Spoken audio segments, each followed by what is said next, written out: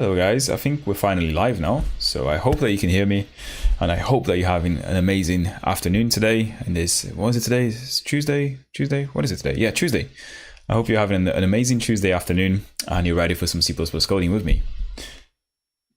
First of all, I'm going to do some audio checks, as usual, you know, just make sure that we can hear ourselves, make sure that we are indeed streaming, because the thing is, I still can't see myself. Wait, am I?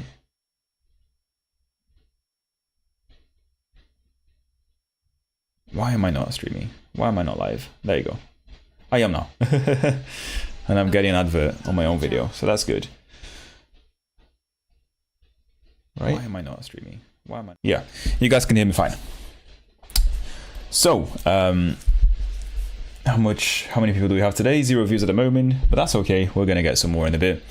In today's stream, we're actually doing some entity component systems, which is kind of like, I guess you can call it game development. It is really only ever used in game development. I haven't really seen entity component systems being used outside games. Robin, that's the name I like to see, man. How is it going, dude? I've not seen you in a long time. I hope you're doing well, my man. I hope you should be closer to finishing university now, right? So I ask you this every time, and every time I get it wrong, but got a Coke Zero ready for the C++ code. But yeah, I mean, today we are going to be doing C++, as I said, entity component systems, game stuff. I have been reading some really good articles that I found on the interwebs. So one of them is this one here. I'm actually going to link it in the chat. If you guys are interested in knowing about ECS, you probably want to read this one here.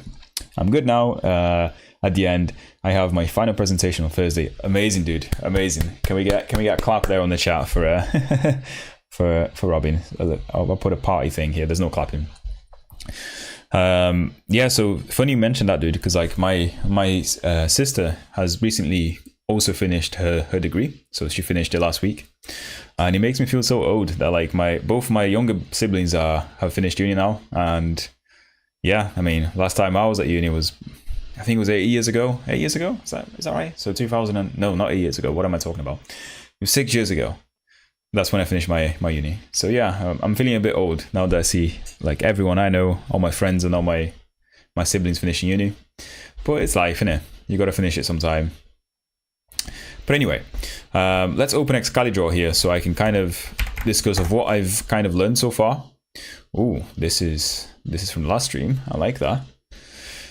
So I will kind of basically go through what I've learned about ECS so far today, right? So for those who don't know, ECS stands for Entity Component System, and Entity Component Systems are basically an alternative to OOP, right? So instead of having very sort of complicated inheritance chains for a class, so instead of having something like that for a game, for game objects, you have something like a component. So you have like an ID for an entity and some sort of registry that keeps track of the ID numbers and then which components they have, right? So the components, from what I can see here, I actually kind of like the way this article describes the components. They describe it as aspect of an entity. So in my mind, before reading this, I kind of thought that components are kind of the state of the entity, right? So a state subset of an entity. So it's like a group of state, basically. But the way they describe it here is much better. So for example, if you have a bicycle entity, that bicycle is going to have a few components. So for example, it's going to have a metal frame component. It's going to have a human-made component, a method of moving or transporting itself. So this is what components actually are. So they're like a way of describing the aspects of an entity, right? I'm going to use templates, I guess. I hope so. I mean, I hope not really. I mean, I hope to kind of stay away from too much metaprogramming just to make the stream a little bit more understandable. I'm actually thinking of creating the components here as a, what do you call it? It's not a tuple. It will be a tuple of stud, not any. Is the other one, the other alternative to any. Any versus oh my god, the name just variant. There you go, variants. So I'm hoping to use variants to describe components, right? And yeah, we're gonna need templates anyway in the end, so people can provide whatever components they want. But yeah, I mean, I hope you guys understood what components are. And then the systems are kind of functions that operate on the components, as far as I understand. This is the bit that I don't really understand quite well yet. And this is the bit where we're going to kind of go to some of the open source entity component system libraries and see what these systems actually are, because this is, I'm not really sure what a system is supposed to do. As far as I understand from this article, is just basically a function that runs some logic on the components of an entity, right? So that's what it is. But anyway, so what we're going to achieve today is basically something like this. So we're going to have an entity class, and we're also going to have components here, right? And these things will be separate, right? So they will probably won't know about each other. So entity is basically going to be a uint32 or something like that. So entity is just going to be like an integer. It is not much more to it apart from that. A component will kind of be a class, right? This is definitely going to be a class with a bunch of state. With state. That's what a component's going to be. Ooh, can I move it out? There you go. And then obviously we have the systems. Let me rename these things here, just so it's a bit more clear. Ooh, I love drawing things on XCaliDraw. It's just so clean. It's just so clean. And then we also have the systems, which I guess will be a classes with behaviors, right? That's, as far as I understand, what systems are. So the systems will take the components and then kind of do something to them. That's what we're going to do, right? So let me just do that here. Make sure they're the same size, and this one too. Let me show them the same size here.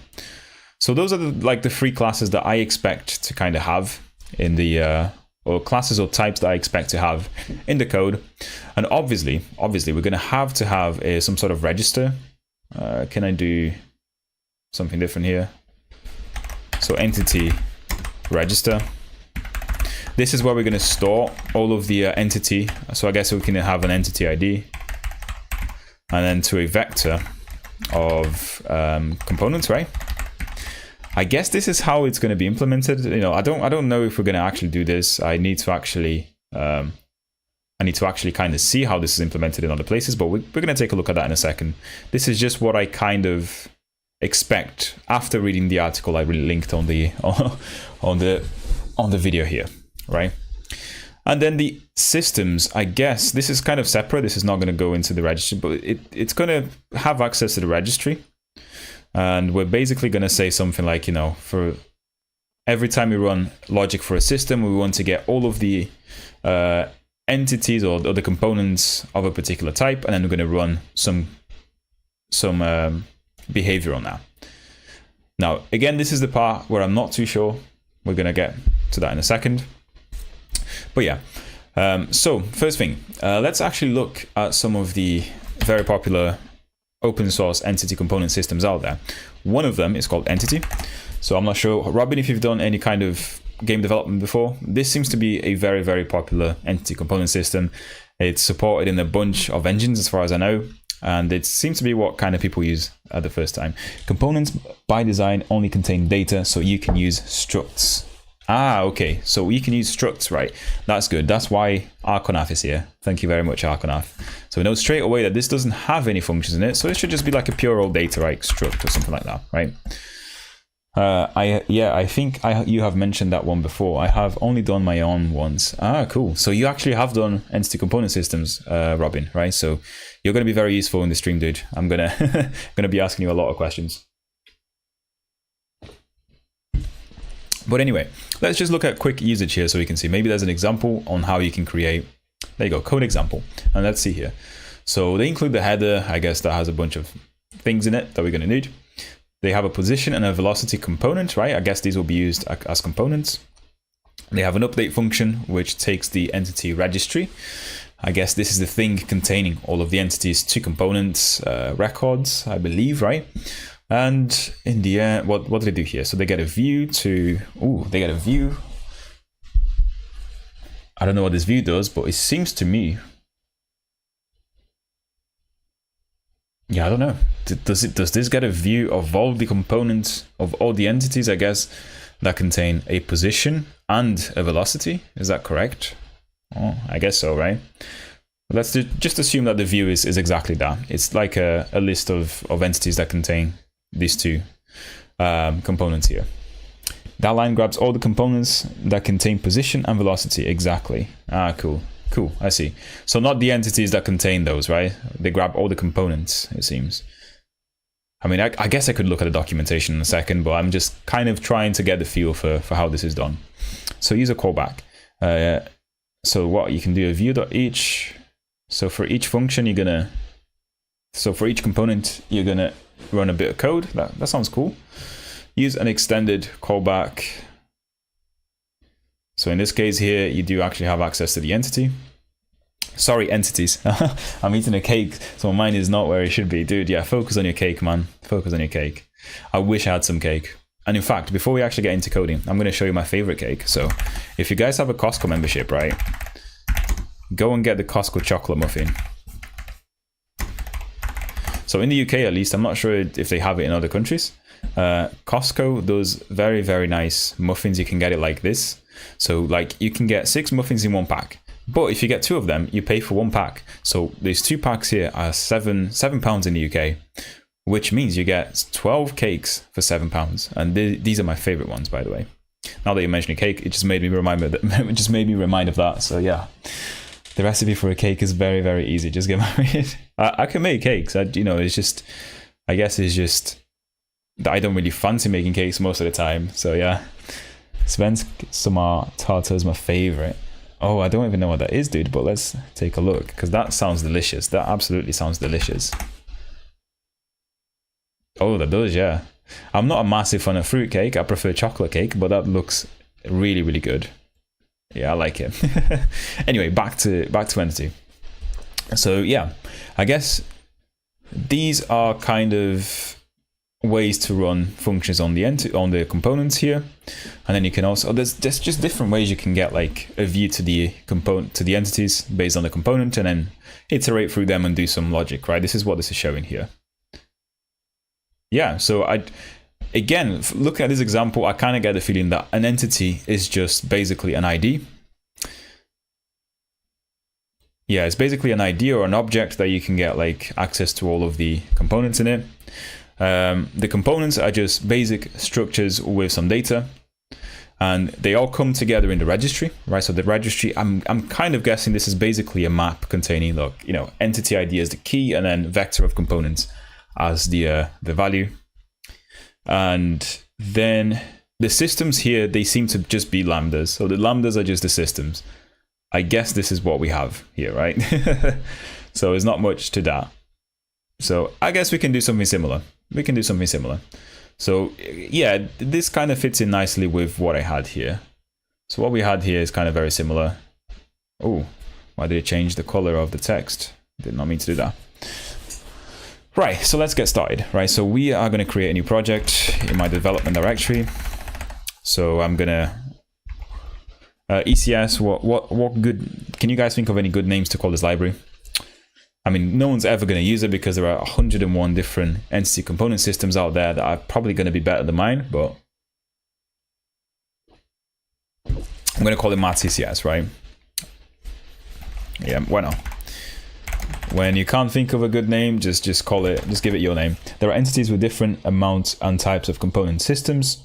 Will operate on a specific subset of these entities. So ECS systems have a big pool and systems to filter them by components. Right, cool. So it is a little bit more than a map, I guess. So you'll be able to, you have to implement some sort of mechanism that makes it easy for you to filter the entities by the component. Is that correct? And that's awesome ECS component system. I'm going to call it that, yeah. That's awesome ECS component system. Entity component system. Makes. Thank you, Robin. I will give you all the all the credit for this, don't worry. And what can we do here? So I'm basically just going to copy anything that's on the 6502. I'm going to start from that one into here, just so we have like a starter project. We're going to remove some of the stuff that we don't need. So we're going to remove anything.bin. We don't need that. The column file, we are going to use some of the libraries we were using for that. And emulator API, we're going to change this. I guess we're going to remove emulator app to something like ECS app. And we're going to also move the emulator to ECS, to my ECS, right? Okay, now things will definitely fail, so remove the RF. Just gonna remove the build because we don't need that one right now. We remove the README as well. We're gonna add that later, and let's just open this on VS Code, shall we? So for some reason VS Code opened on the other window.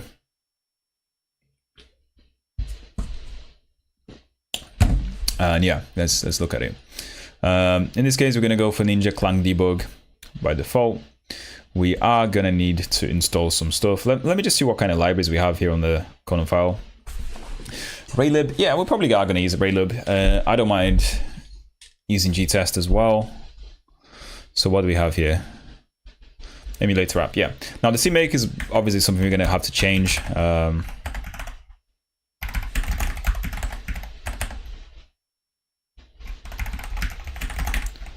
We're gonna change those two here, and I also expect to have to change these things.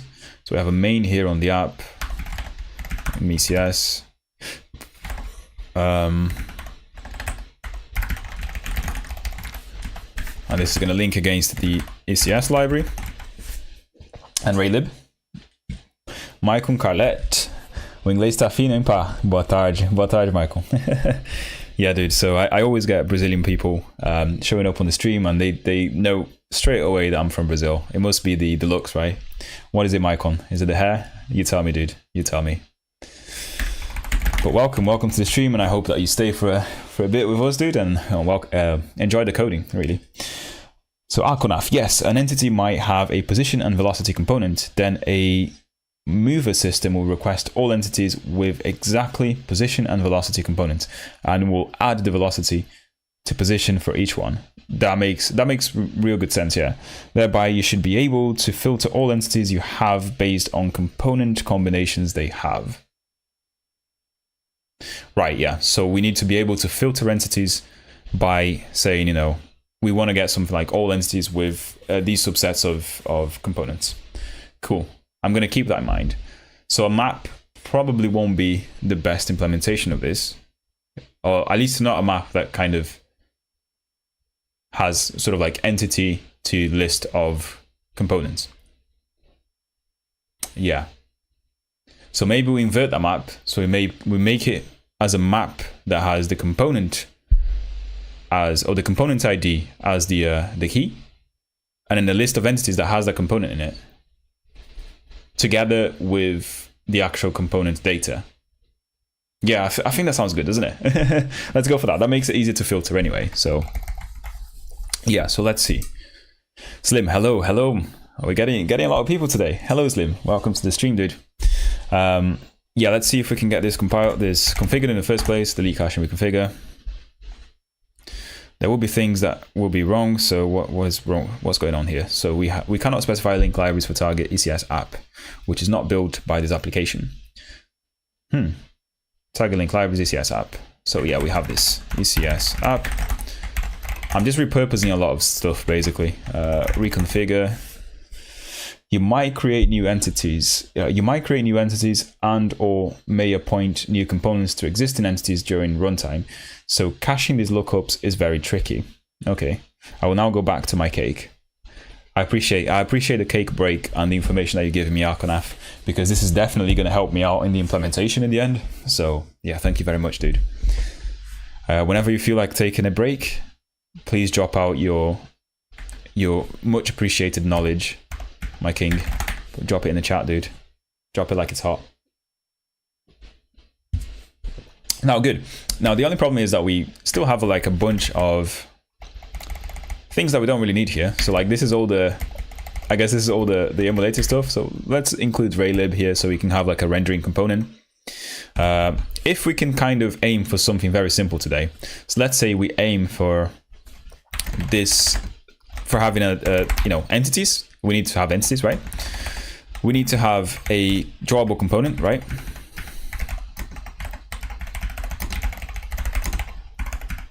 Let's say this is going to be a drawable component. We also have like a circle component, which is going to be a drawable component. And I don't know what to do with the systems yet. So we need to, obviously we need to implement the registry. And then we kind of need to make this very optimized for lookup, right? For component lookup. Systems, I mean, I don't really know how to implement them yet, but Arconaf is here and he will help us. He will help us today, right? So this is the goal for today. If we can have these things, I'll stop streaming. And I'm going to commit and say that I'm only going to stop streaming when we have all these things. So let's try and make it very, very quickly, shall we? Yeah.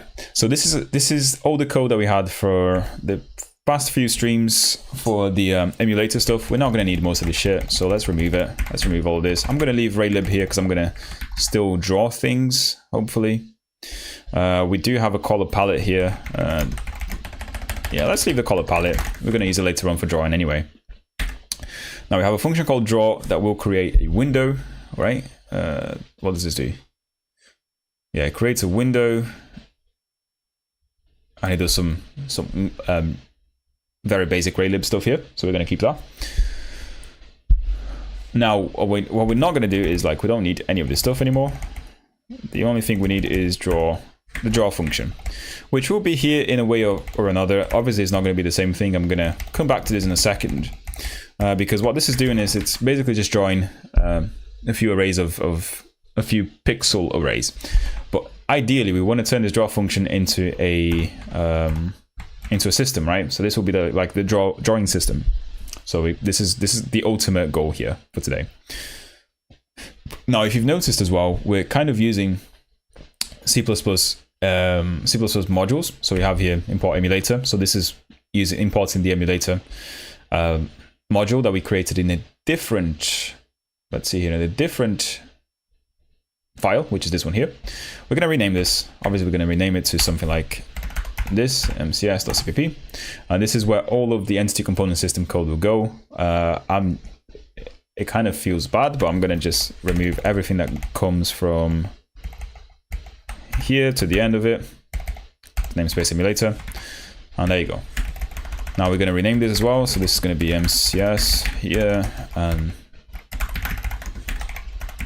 we're going to export a module called MECS. Export module MCS. Sorry, namespace. And this is where we're going to put all the interesting stuff, right? So we're going to have a using entity. This is just going to be a stud uint 64t, right? So this is just an ID for an entity, and I'm going to keep it very simple. I'm going to keep it with an ID that's equals to I guess a number. So an unsigned integer, just to make things very, very quick to work with. Now, we are going to use an ordered map for now.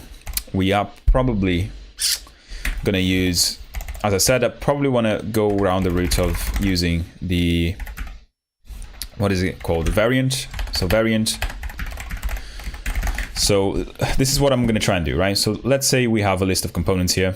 So we have something like, you know, what do we have here? So the square component, and we also had the circle component. These are simply going to be all stored in a stud variant, where I can say, oh, actually, a stud tuple of stud variant. Now let me think about this. A tuple or variant?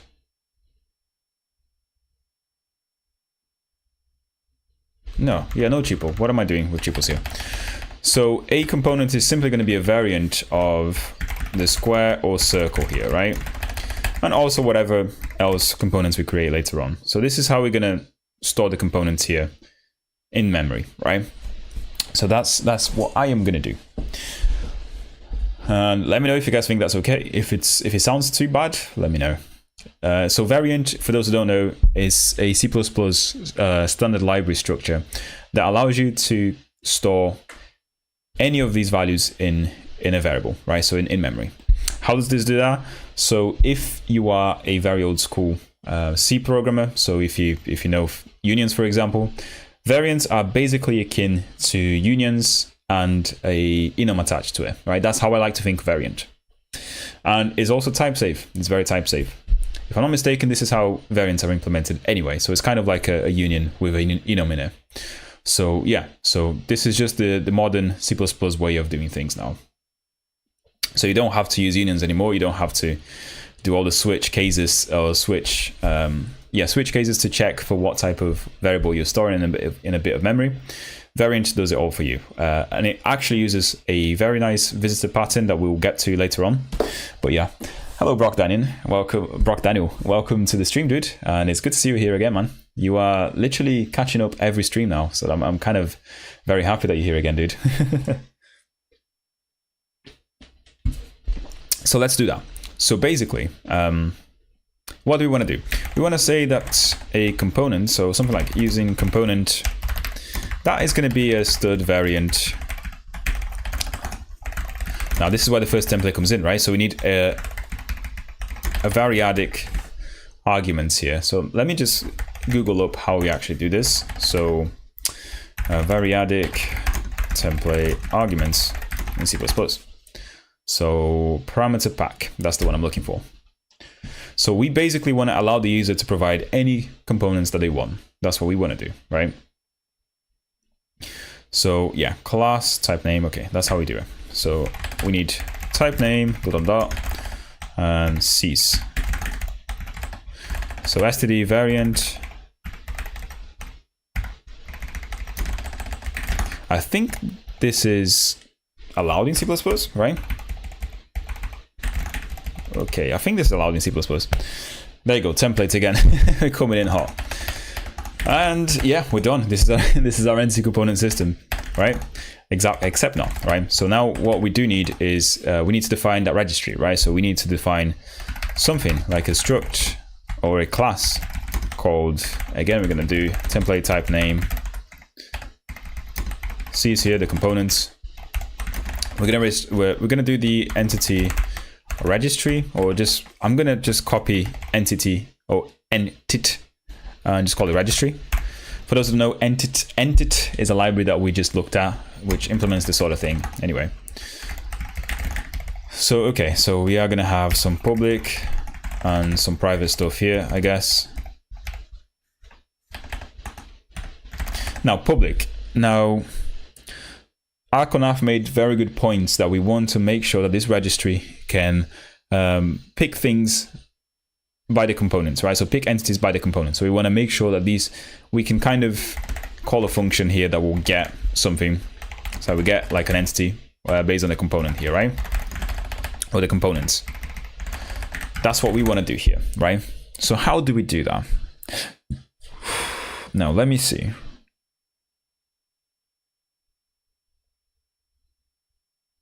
Let me see. So we could, for starters, just return the entity itself, right? So the entity ID. Let's put it here. Entity ID there. Entity ID here. And we could make this registry thing really a template, right? So we can kind of, let me think about this now. So it doesn't actually take any arguments, but we do have a template here where we say sees. And somehow in C++, we got to be able to go through the list of like entity to components or components to entities and get all of the entities that have all of these component classes attached to them, right? That's what we're going to do here. So that's the idea. Let's make that clear here. So this function we'll get all the entity IDs that have the component classes C's attached to them, right? How this is stored, we don't know yet. And in fact, if you guys want to do some research for me, go ahead and see how other libraries do it and post it here. Otherwise, we'll do it. We'll look it up ourselves. But I'm guessing it's going to be something that's very optimized for this kind of search. And obviously, likewise, what we're going to do is we are also going to have a function called set, right? So instead of entity ID, we're going to have a void, and we have a set here. Let me think of this now. Let me think of this.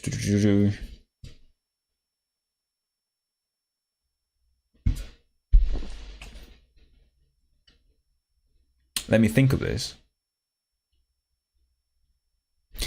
First of all, I'm not really sure if you can do this. No, just looking at it, I'm not sure if you can do this in C++. Let's see if it is. So stud variant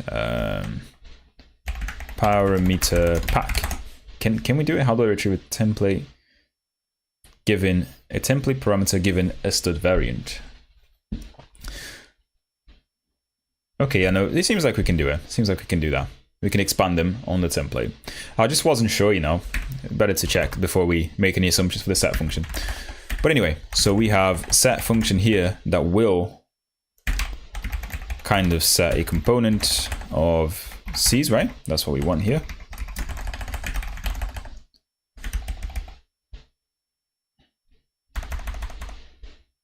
Let me think. Oh my God, how do I do this? So I realized that we already have the template up here, so we can't call it C's again here. And in fact, we don't even need that. We don't even need this just yet. What we do need is some sort of ID here, right? So we need to know that this is how I kind of want to call this. So I want to call the registry dot get, and I want to say something like square and circle here, right? And I want this to return me all the entities that have square and circle. This is kind of how I want to use this, right? This is what I'm thinking here. So,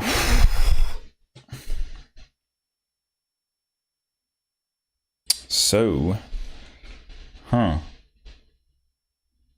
guess we kind of need a way to translate these things here into IDs, because C++ doesn't really have reflection. So you can't really say, you know, is this component this type or these types in C++, because that doesn't really work very well. I guess you have class ID, which kind of works. We can try that. But for this case, yeah, for this case, I don't really know here. We'll see how this is implemented later, right? In fact, yeah, we can't have it on the component here because this has to be available at runtime. Whatever combination of get components you want have to be available at runtime. So let's just take in here something like, I don't know, a stud vector for now of the component type, right? So component of C's here, something like that.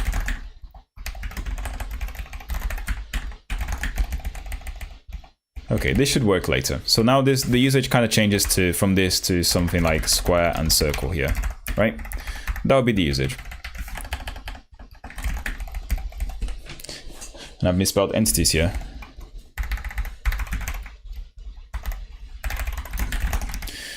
Now, out of interest, how many of you have actually done game development before? Because I know 2 or 3 of you who kind of view the channel, kind of are on the channel all the time.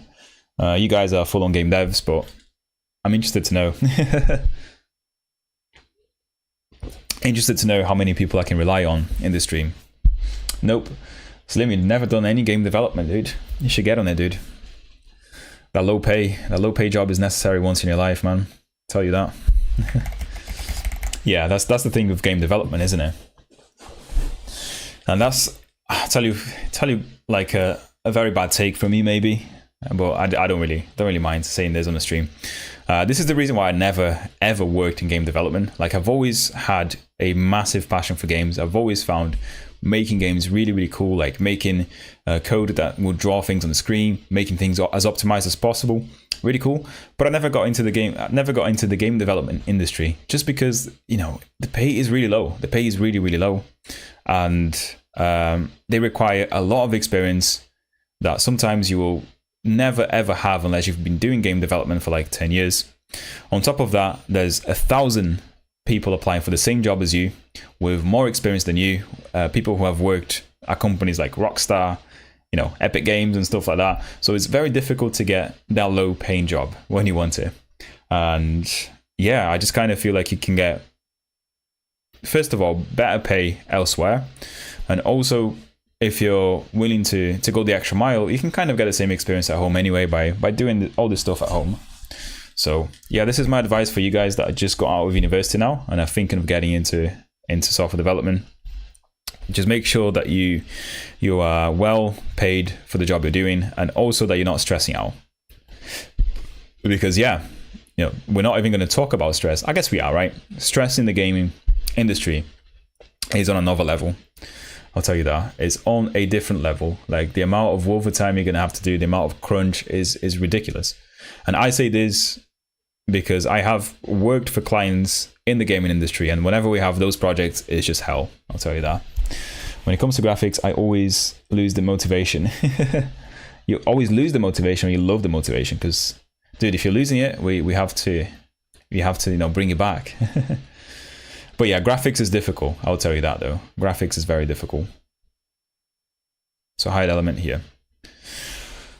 So yeah, don't get into game development, guys. Not only, just as Matt said, you're not paid enough, but you also are the underdog where game designers rule, who have no accountability. I'm on Linux. I'll try development on Linux.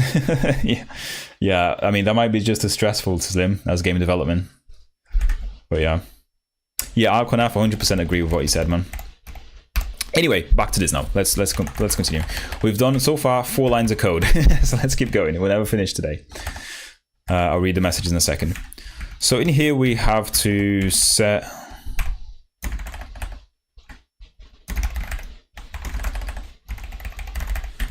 we're going to set the component to a particular entity, right? So first of all, we need the entity ID here, entity ID.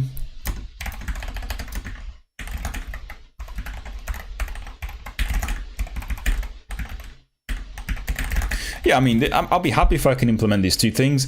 This should be enough for us to have a fully working registry. Now, the £1,000,000 question is, how do we actually store the entities and the components in memory, right? Because at the start of the stream, I'm not sure if you guys were all here, we were thinking of doing something like a stud unordered map of entity ID here to a stud vector of components. Right? Component of C is there.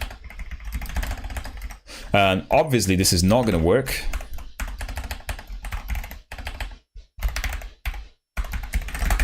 Obviously this is not going to work because of what Arconafa said multiple times in the stream today. The systems require you to filter entities by the components that they have, right? So first of all, the first thing we have to do is kind of invert this. But then we're going to have an std vector going to entity ID. We don't really want that anyway, right? What I am suggesting is that we kind of have, you know, maybe this is just the first take here. I'm not sure if it's correct, but we're going to have a map where we actually have the component ID, and we're going to come up to this component ID in a second. So basically, we're going to have to generate an ID for every component, and that's fine, I guess. But anyway, we're going to have that component ID, and we're also going to have a stud vector of a stud pair here, and bear in mind with me for a second, this is going to be our map. So the pair is actually going to be the entity ID, but this is going to have the component itself, so that component data, right?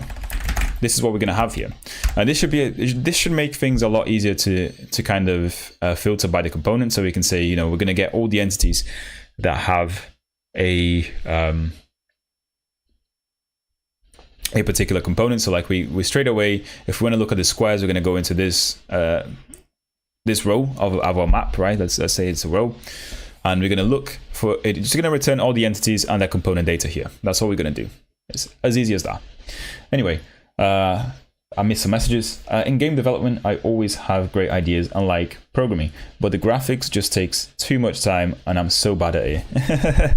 That's Robin, you must be trying to do things from start, right, from zero. So you must be trying to do like your own game engine. Because I'll tell you what, dude, if you look at an engine like Unity, it's very, very easy to get a game started on there. Now, I understand that feeling though, because I am the same as you. I don't really like using engines. I kind of always wanted to make my own like little engine, and I've done recently. No, not really. Do you think so?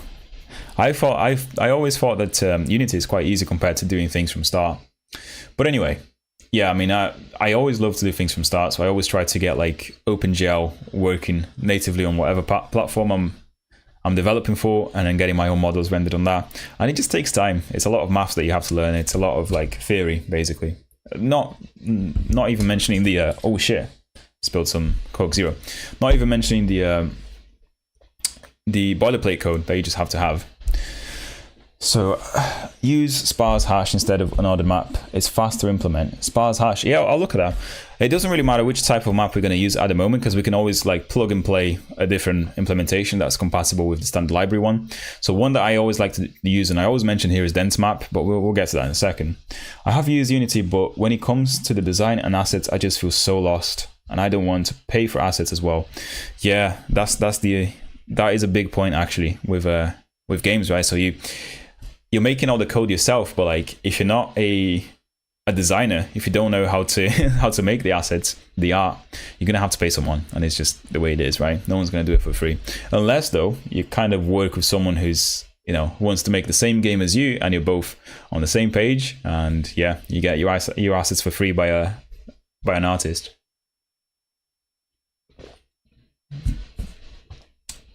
But yeah, anyway, let's go back here. So I'm thinking of just doing something like this, right? So we have the entity ID. Let's do that. So we've got stud, unordered map, and then we have container ID. We have an std vector of, what did we have? An std pair of entity ID here, and then we have the component.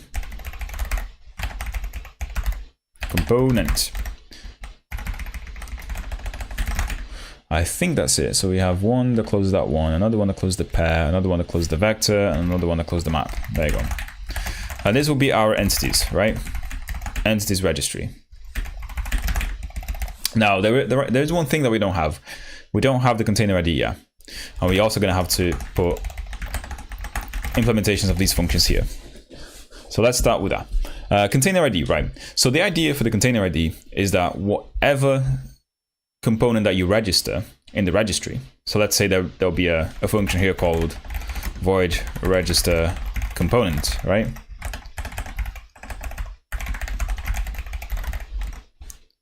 This can be a compile time thing here, so I guess we're gonna have to say template type name component comp.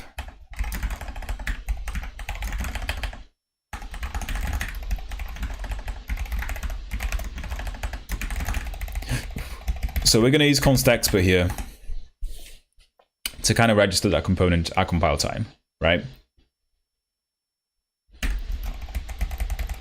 Can we actually do const eval in this case?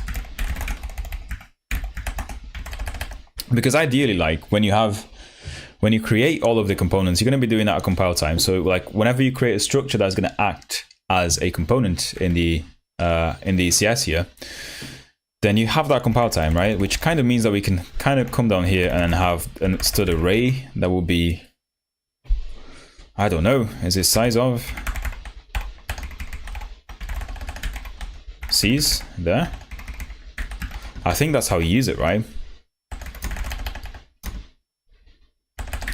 And actually, this will be, yeah. Let's see how we can create an ID for a class, right? So C++ get ID for class. There is something called type ID or something, I'm pretty sure, which gives you the type ID for a class at compile time. And that's what we're going to use.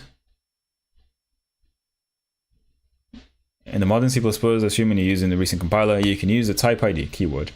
Yeah, this is the one. So type ID. The type ID reserved keyword is used to determine the class of an object at runtime. Oh, at runtime. This is not what I want. Can we make this even simpler? So maybe we can... Now let me think here. Because what am I trying to do? Let's take a step back and figure out here. Whenever I create a registry, right? So whenever I create a registry like this, so I want to have like my square. Let's put it down here so we kind of know. So I'm going to have something like a struct that will be my square component, right? And that will have something like, you know, top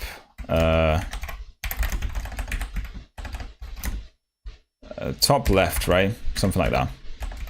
This is the top left coordinate. And then we have int width and height, right? This will be my square component, right? And make this a little bit nicer to read. And then we're also going to have the circle here, right? So the circle is even easier than that. So the circle will be something like, you know, int x, and then so center x, and then center y in this case. And then we also have the radius, right? What I want to do is I want to be able to create this registry. So this registry, and I want to say something like square and circle. And this will be my registry, right? So whenever this happens, I want to kind of make sure that these classes each have an ID represented to them, right? So I guess that, yeah, let me think now. Yeah, I guess that this implies that we are actually storing each ID in the instance of registry, right? So something like we have square equals 0 and then circle equals 1. That would be the ID. I'm happy with that. And this also implies that calculating the ID for the component happens at the constructor, right? Let me know if that makes sense to you guys. Maybe I'm rumbling on too much here. I'm overthinking things a little bit too much. But yeah, hello Anton, how's it going, dude? Welcome to the stream.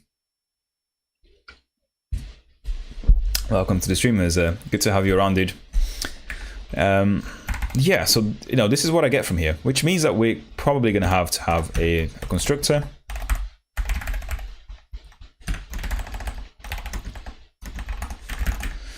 And what this constructor will do is still up for debate here. I think we just have to kind of calculate. Yeah, we just kind of have to calculate whatever will be in the array here. And first of all, I want to see if I can use the size t in the array as well. So let's see. C++ compile time size. Yeah, so you can actually, fun fact, you can actually get the number. So when you have something like this in C++, when you have a parameter pack where you can have multiple types in here as a template, you can get the size of them with size off, I believe it is. Yeah, size off args, right? Which means that we can kind of do something like, yeah, we can kind of do something like define another component ID type, which again would just be an int64t in this case, right? And put it in here. So component ID, and this will be the size, and these are the component IDs here, and that's what we're gonna have.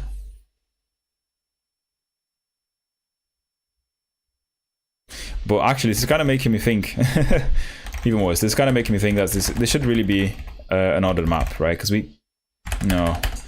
yeah, I don't know now. I don't know. because we're going to have to query what is the ID for a particular component whenever we get it at runtime. That is it. What is that ID for that component? And that is difficult. So what does type ID give me again? Let's see. What does type ID give me? C++ type ID. Completely misspelled type there. So type ID operator, here we are, and the CPP reference website again. We love this. The type ID expression is an L value expression which refers to an object with static storage duration or const qualified version of the polymorphic type info. Type ID, type an expression. Okay, what is the return value of this though? So it's a type info, type ID. That's what this is going to return to me. The class type ID holds implementation specific information about a type, including the name of the type and means to compare the two types for equality. So what do we have? We have the name and the hash code, which is new in C++ 20. Okay, yeah, this looks good. This looks good.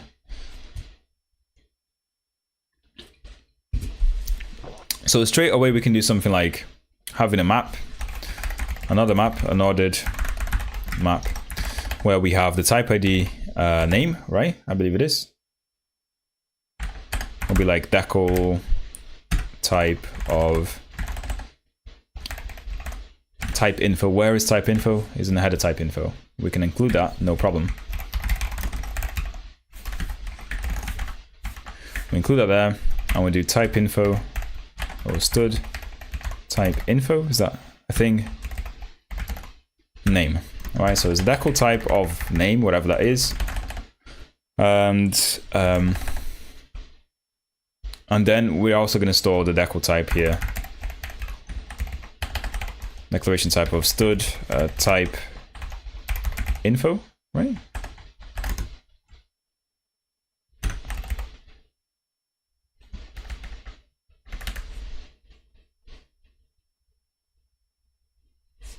Yeah, let's do the hash code, whatever that is. It's a size t. Yeah, there you go. So is a stud. Is that what it is? Yeah, it's a size t. So in fact, we can just say that this is actually decal type or stud type info hash code. Yeah, there you go. That should work, right? That should work for us. And in here, we no longer have to do that. We can just put the component ID there. And an ordered map is obviously going to be the container ID. So component ID here. And yeah, voila. I think this is all the stuff that we kind of need, right? So we have component IDs here, and this is something that's private to us. So let's just do that. Let's put a little documentation here. This will store the component IDs for each class given to us. Given as a parameter.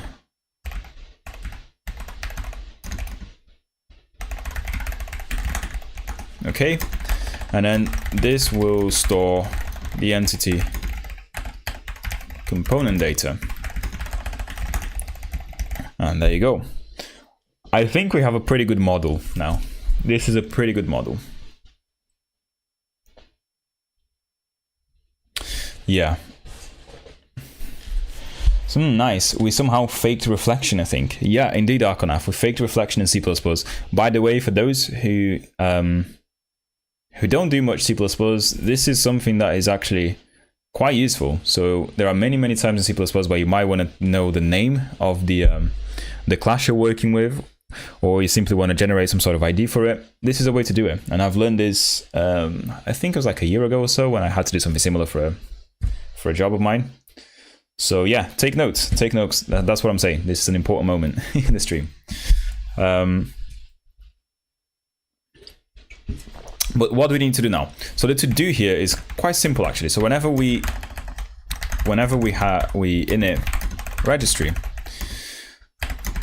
we want to iterate over the types, right? The types of C's, and store the component, the name, and ID in the component IDs, right? That's kind of what we want to do, for sure. Now, I don't know how to do this, but is it possible in C++? Yes, absolutely possible. I'm pretty sure, right? So C++ iterate over parameter pack types. Let's see. So how can I iterate over a packed variadic template argument list? So this is where it gets really messed up. Let's see here. So in this case, we've got inputs there, classes T's. And we don't want to iterate over the types itself, if it makes sense. I kind of want to iterate over this here.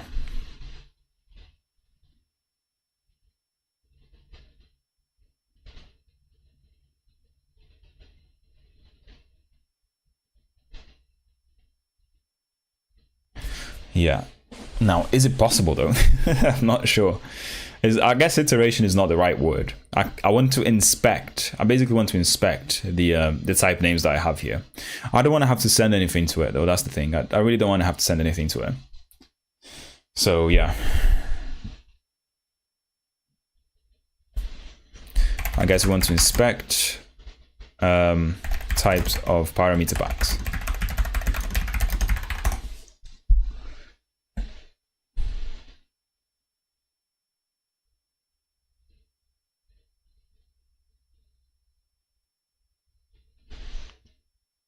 I mean, we could do it the lazy way, where we kind of just define some sort of function that will, or a structure that will kind of store something to the array, right?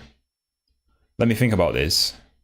What I'm saying is, like, we don't export any of this here, but we kind of use a struct that will be like add component ID, right?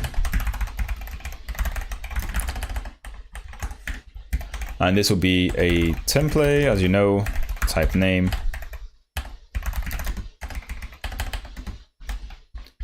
C's, so components there. Wait, how do I spell this? Type name, C's there, right?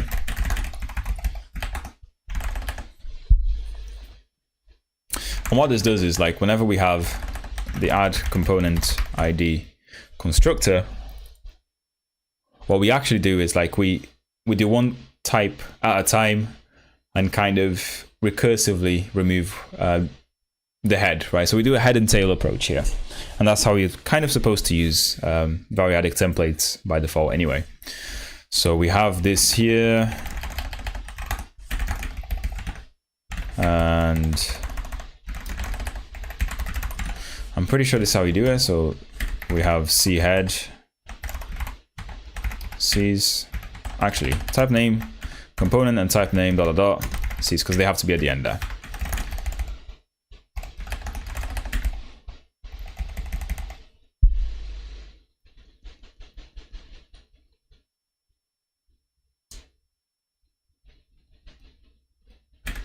But this kind of needs to have a reference, right, to that map that we said. So we're going to take that map and put it here. So stud unordered map. Now this is going to be interesting. So decal type name, basically this is what I'm going to have there.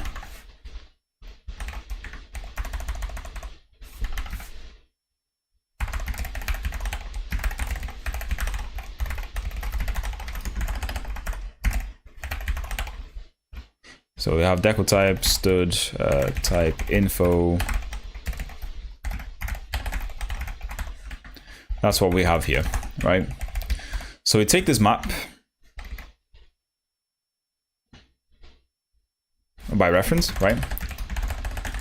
And every time, and we're gonna do exactly just that. So we're gonna take the map here and we're gonna do an insert. And what we're gonna do is we're gonna calculate the stud type ID, or whatever it was. I gotta go. Muting to fool the algorithm. Thank you, dude. Thank you, Akona. Yeah, dude. Enjoy your evening, man. And this is where we use the type ID. So we're gonna go in here and say, where are we? Still the type info, type ID, right? So that's what we need.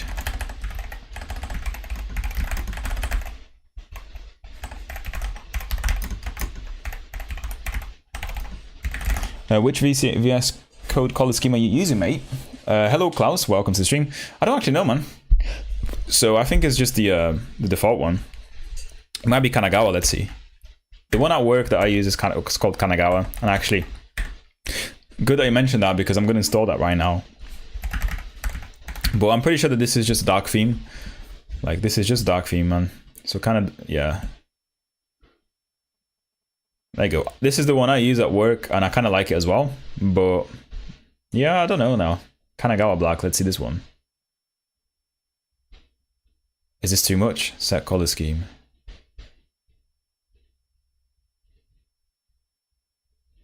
Yeah, I mean that might be better, right? I don't know. Set color scheme. I kind of like Kanagawa black now. Let's try this one. No, this is shit. This is not good. This is not good. I prefer the normal Kanagawa. There you go. Let me know if that looks better. If that still looks too bad, I can change it. But what I had before was just the default VS Code template. Anyway, by the way, if you guys haven't done it yet, please like the video. Liking the video will help me out massively. So yeah, thank you. So we do type ID of C.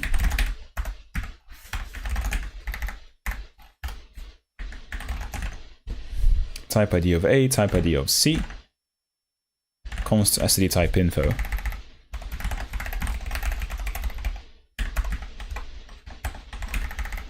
This is what we meant to do. Type info there, and we're gonna insert the type ID stuff here. So we have type info dot, I think it's name, and here, and type info dot hashcode. Right, this is what we're gonna do.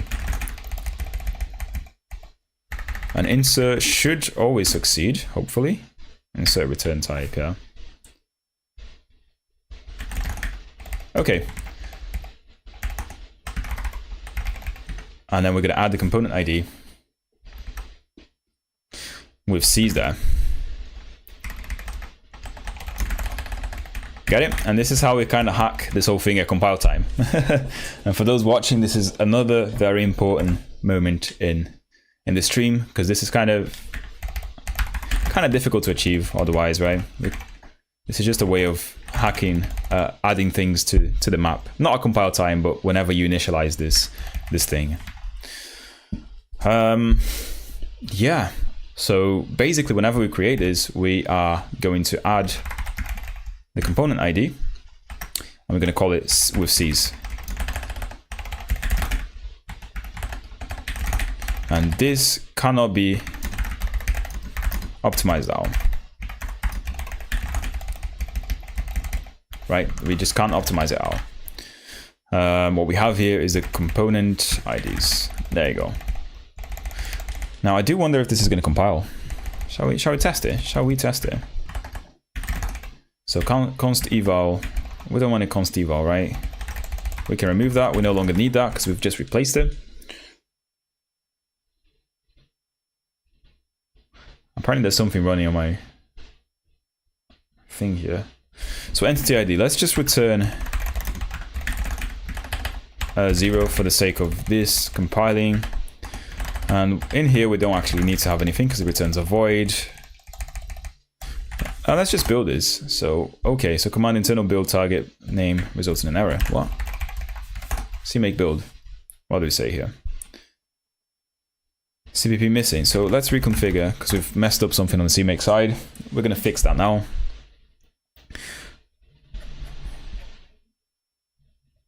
Right, so what did we miss here? Cannot find source file. Yeah. So ECS, we have main.cpp, and it's probably the other one, right? It's this one.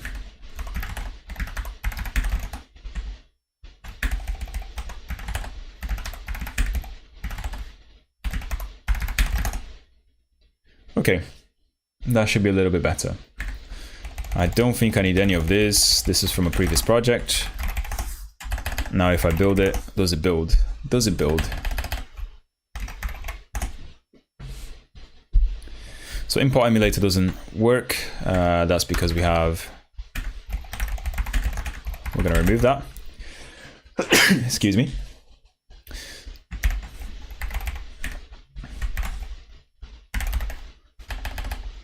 So delete cache and reconfigure. Any messages there? Nope. Let's build it again. So we have emulator again. This is a leftover from the previous project. We have a bunch of tests that we're not gonna. Let's just remove this for now. Yeah, let's just remove this for now. We're not gonna be doing any tests so far. And if we do, we can just pull these files again. Which means that on the main CMake list, we can also remove the tests, I guess. Or in fact, we can just comment it out.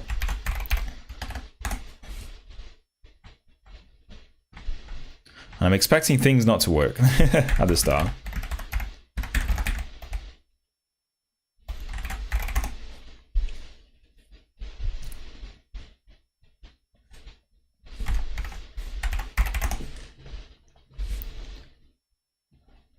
Okay, now the first error. Error, call to non-static member function without an object argument.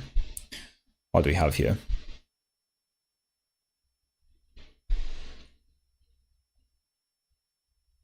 So this will return me a const char star, right? So returns an implementation of the byte string. So decal type.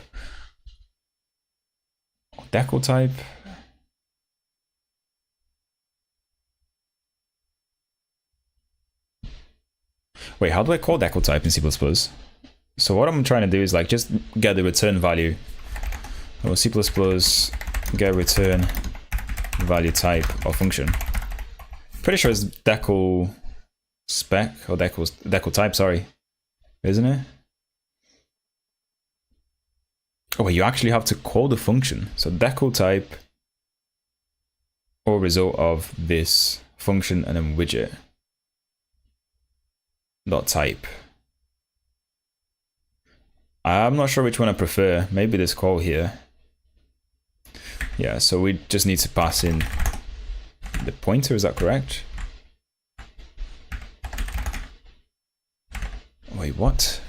Decal type. Oh gosh, why am I struggling to do this? So C++ get return type of class function, class method. So without actually having to create an instance, because that would be amazing, wouldn't it? The following program yields a compilation error with Clang, but it passes on other compilers. So we have the result of, you can use result of, which actually seems to be better anyway. So which header is it? Type traits. The type traits header. Oh.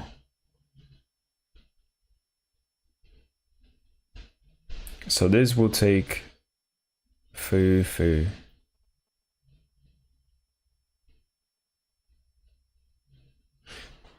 Not quite understanding this. Not foo. Let's see though. So foo returns nothing.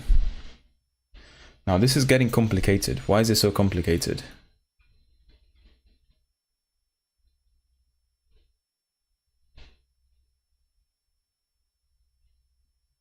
So decal type of declaration value seems to work. So yeah, I remember seeing this decal value call before, and this is kind of useful for when you want to create like an empty instance of a class that's not really an instance for use in decal type. I can't remember where I've seen it before. It was in a book by, it was like Modern C++ something. I can't remember what book it was, but yeah. I never really learned it, but yeah, I guess we're going to use it now, right? So we're going to use something like this. So instead of decal value, we're going to do stud type info dot name here, and that is a decal type.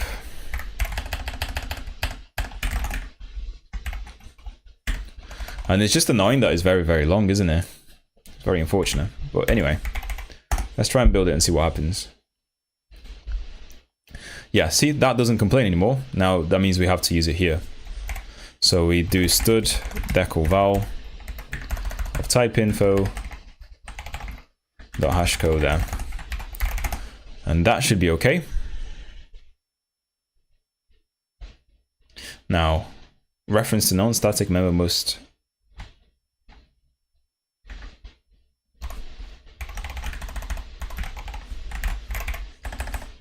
okay, we're getting there. Bit by bit, we're getting there. So that is better now. Now, this is the same issue. So we have decal value, or is it decal value or stud? Yeah, I don't really know how decal val works. I just kind of know that it basically creates some sort of like dummy instance of the class, so you can be used it with decal type, because decal type actually for some reason it works when you use it on a variable, and yeah, I don't know, I can't really explain very well, to be honest. Expression must have a class type but has type auto. So component type, what? So stud decal val of type info. Oh yeah, there you go. That should work now in this case. C's, it's probably a dynamic struct which must be initialized. That's the thing though, it's not meant to be, like decal type is not meant to be used with an initialized thing because it's a compile time. But at the same time, it doesn't let you just call it with type info hash code and then a pointer to that, because that doesn't work. It has to read it in this format here. So like as if you were calling the function. I don't really know how this is defined by the C++ standard, to be honest, to be able to talk too much about this. I just know that you have to use decal val. Yeah, it's just the way it is. So what is this? Use of undeclared C. So because it's C's, this is correct. Now we do have issues here as well because we're using decal type here. So class names, right? So component names. That's, yeah, we're just going to do another using here. So component name type. So we have decal type, std decal val, or std type info name, like this. And down here, we can obviously just use that.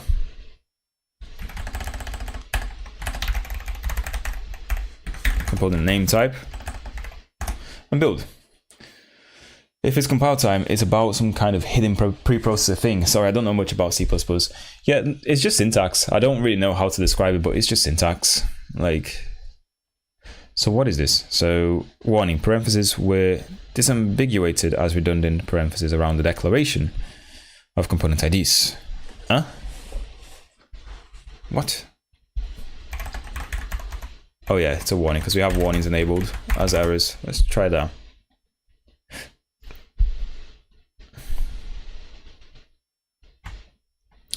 Error, missing include array. Yeah, we are indeed missing include array.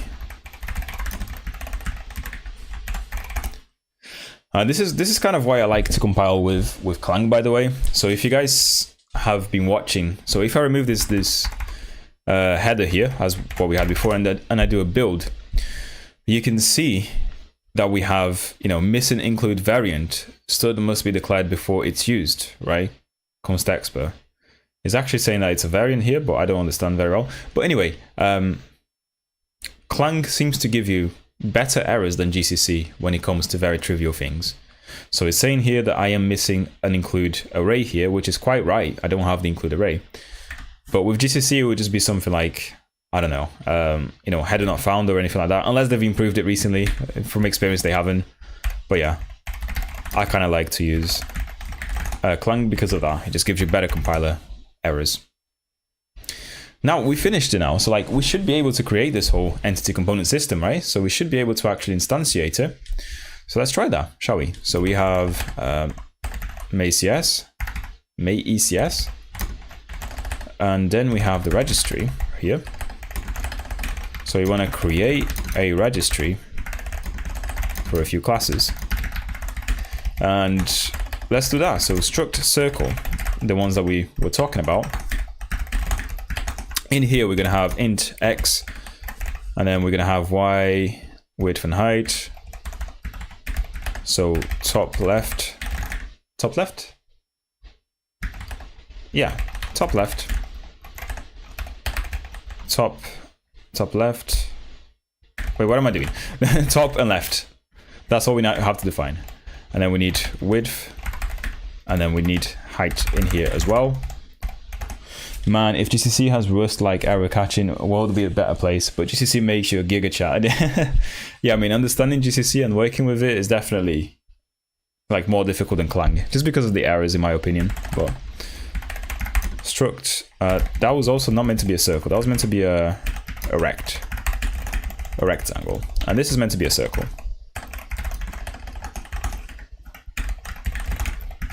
So what we do here for a, we need int x, all right guys, center x, right? There you go. Center x, center y. This is going to be radius. That's all we need. A rectangle with 2 tops. We are going to hypercube. Thank you very much, dude. I can always trust you to pick my my typos. But yeah, now we should be able to create something like this. Circle and square, right? My registry. And I want to make sure that I can actually do something like creating an entity that has these types in it. So yeah. Let's try, shall we? So first of all, let's see if we can debug this. So create a debug JSON file, C++. Why not? What are we building things into? Let's add a configuration here, C++ launch. The program is going to be somewhere in the build directory, I guess. And that's what we're going to find out here. So it's going to be in build, Unix, debug ninja. And where do we have? We have, what is it, ECS app? ECS app, I believe it is. Right? Yeah, that's what we have. Current working directory, we're just going to put it on the namespace, we're just going to put it on the root directory of our repository. That's it. But now we should be able to kind of launch this, right? So let's see. ECS app right there. Let's pick this file. Let's see if these things actually build in the first place. And it doesn't. Why not? Use of underclad identifier square. Yes, that's quite right. Just because this should be a rectangle. Now it's cool. No matching constructor for initialization of component rect. It's because I need to pass in the map ID. Right, so I need to pass in the map that we have. And that was a bug. That's good. Oh yeah. We need to disambiguate this with that. And things still don't build. Too few template arguments for class add component ID.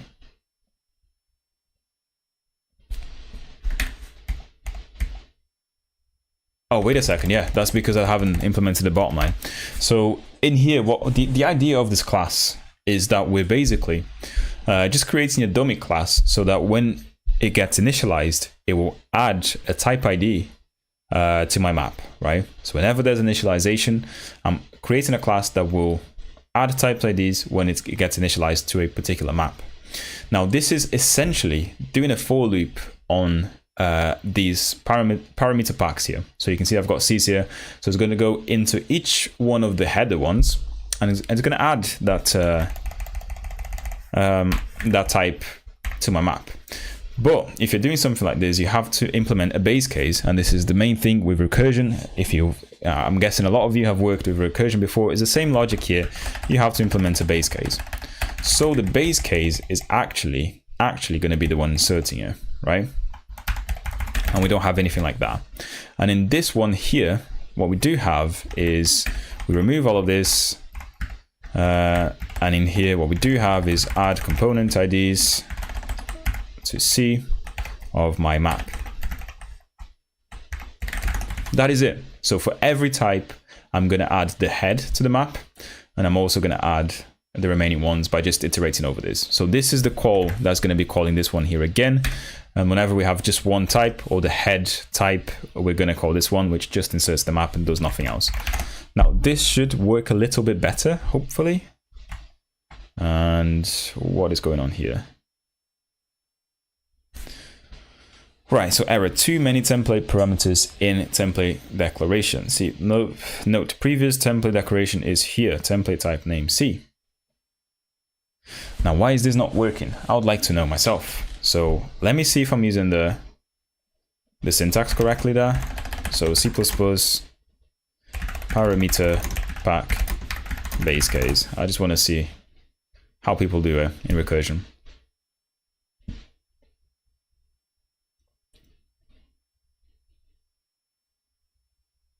Yeah, so this is kind of how they do it. So requires, and they've got a requires here as well, right? Number of arguments. So requires the size of arguments to be 0. This is a specialization using concepts. We're not going to use that. I think this is too overkill.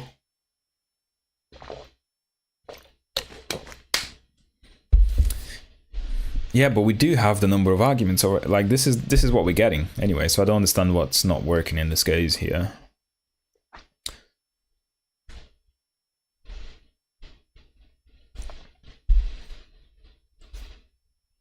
Yeah, why is this not working well?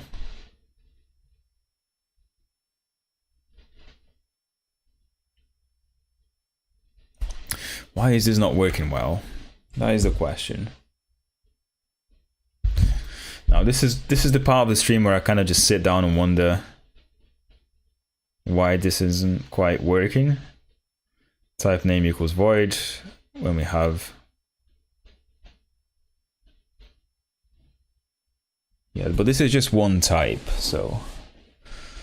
Oh gosh, oh gosh.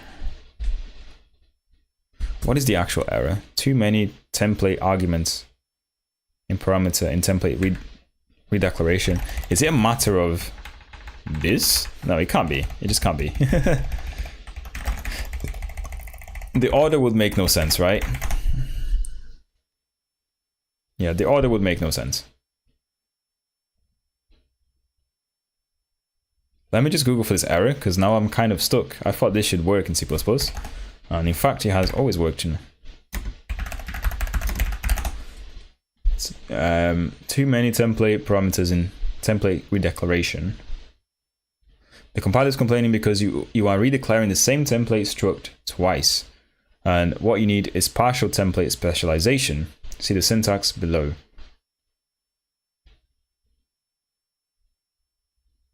So this is what they're doing here. So it stops the recursion when it's called with no parameters. Huh? Right. What the hell? When am I using C here in this case?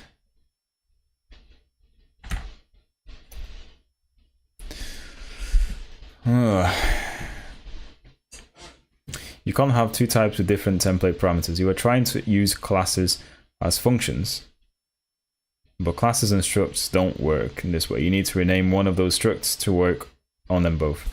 Yeah, I guess that's fine. I guess that's a point as well, right? We're trying to use classes as functions here, so why don't we just turn this into a function? But what we could do is like do this, by the way. This would work, I think.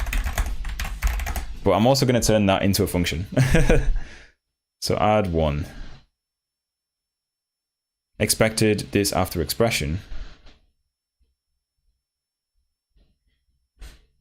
Yeah, now we kind of need to have that at the top because it doesn't know about the order there. Right? Now what the hell? What are we going on? What's going on here? Missing return type for function add component ID. Yeah, so this is thinking that this is a function. But anyway, so we are going to turn this into a simple function, right? Let's do this. And the return type is going to be void, right? We don't need that.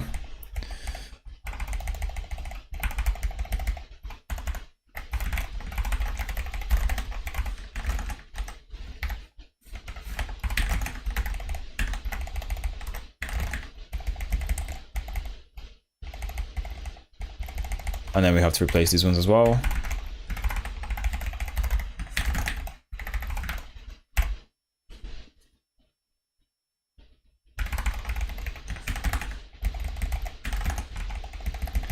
This might be ambiguous because if I think about it, right? So like we're basically saying call this function here when there's only one parameter in the template, and call this one here when there's like for the remaining ones. But in the case where you have like two, when you've called this function with two templates, so you've got the head that's going to be going in here, and the tail is just one as well. So I guess, yeah, I guess we can kind of put an if here or something that says, you know, if size of of C's is more than, if this is more than 1, then we call this, right? And we return. Also, let's put a void in there.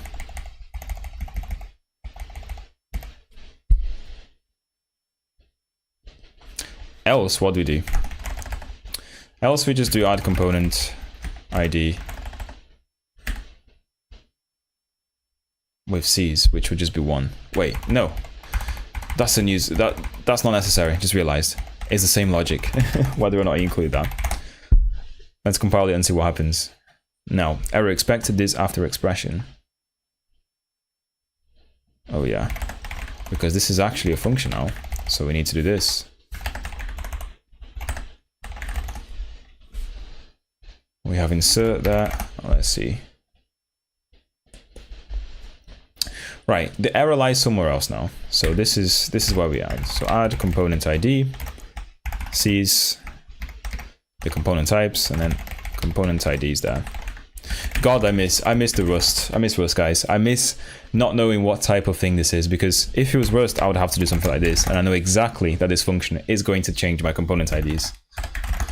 But you know, it is what it is. Please tell me it works now. No. Call to add component. There you go. That's what I said. So this is ambiguous. This is absolutely ambiguous.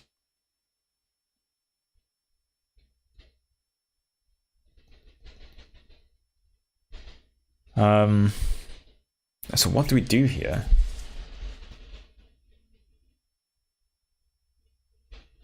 Yeah, this is ambiguous for the simple fact that add component ID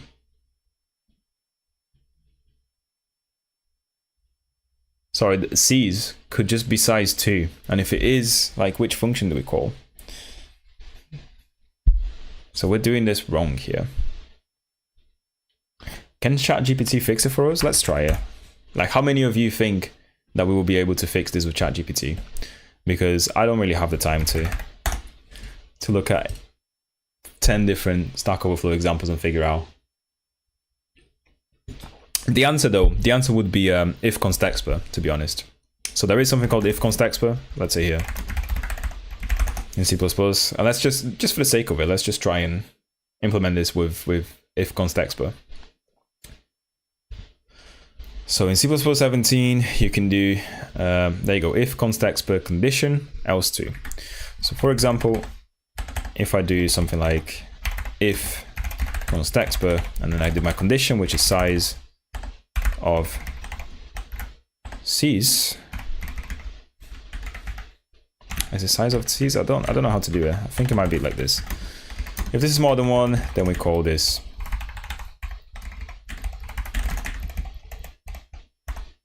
else.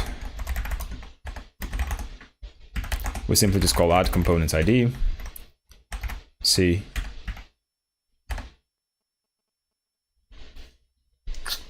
Now this is still ambiguous though, isn't it? Will this fix it? Out of interest. Can I build this even though the logic is wrong here?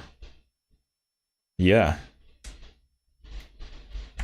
Yeah, I can't fix that with Vificon's Expo. Fix the ambiguous call to add component ID in the following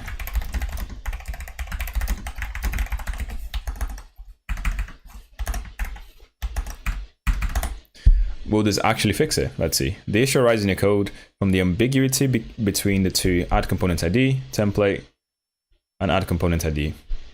Yeah, as I said, I could just call it something else differently, right? So let's see this. Explanation, single type version. What do they actually have different here? We enable this if. Okay, they're using enable if to see if the type is no pointer. What is the same? C void. Nope, still don't understand it. Is there an easier fix though? So it gave me all of that, but if I do something like just one here.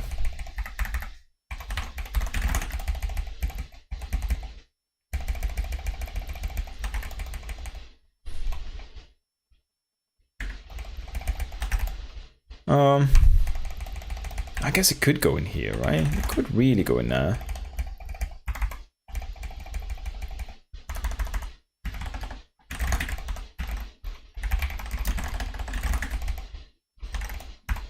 And then we do nothing on this case.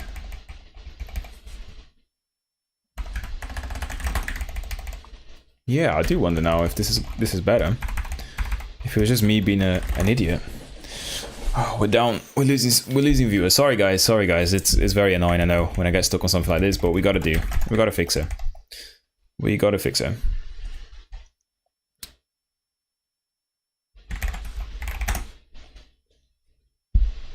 So what's the issue now?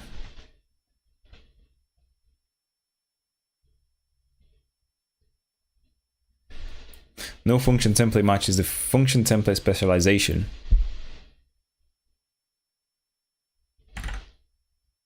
What?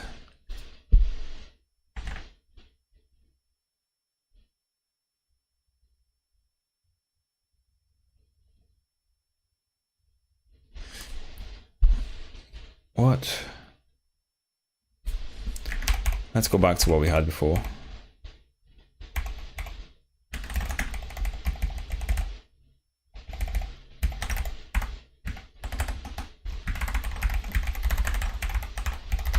This is definitely getting more difficult than it needs to be.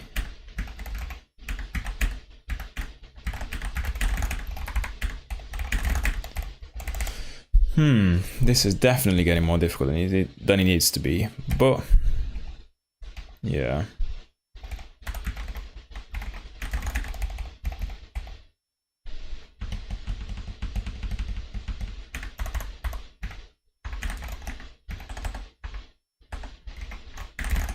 Okay. Will this work? Yay! Yeah, we fixed it. So I just, instead of doing all of this shit that ChatGPT gave me here, and by the way, this is probably a good reason enough to kind of not go off ChatGPT all the time. This is for all of you guys that are beginners and are watching this thinking that you want to learn C++ and do it all on ChatGPT. It's not always the best solution, by the way. So for example, I told it to fix whatever I had before, and the issue here is that essentially we have ambiguous calls to add component ID because we have two different functions with the same name here that take a different number of template arguments here, right? So one of them is the parameter pack version, which can take as many types as you want in this case. and one of them only takes 1. The problem is when they have the same name, it becomes ambiguous when C's here, the parameter pack, has size 2, because then we're calling add component ID the version with one of them, with the head one, it's fine, but then the actual tail also has 1 here, so it doesn't know which one to pick, and that's ambiguous. That's an ambiguous call in C++, and it's not allowed by the standard. When you ask ChatGPT to fix it, they will basically do, I guess it's an okay solution with enable if. So enable if will make sure that the function is or isn't defined in C++ at the compilation time if this thing here in the middle in the enable if happens, right? And you can read more about it online. I'm not going to explain too much. It is actually kind of a good alternative to concepts if you don't have concepts enabled in C++. But there is an even easier solution. You just replace it here and add an if const expr, which, you know, it's way easier to understand what's actually going on here, and it makes it unambiguous straight away, right? But what I'm trying to do is I can now debug this and see what happens. Shall we see what happens here? So I'm expecting my registry to actually contain some data. So I've got component IDs here, and there you go. So every component that I've added actually has a name here for it. Let's see. So it has a name, 6 circle or whatever, and then a hash, a unique hash for the class. And this is going to be useful for us to actually implement the entity filtering shit that we're going to do right now, right? And I've been swearing too much. I do apologize for that, guys. You're going to get an ad in 10 seconds. Please don't skip it. Like the video as well. And we're going to continue to do some very cool programming straight after that, right? Yeah, let me just take a quick break, quick breather.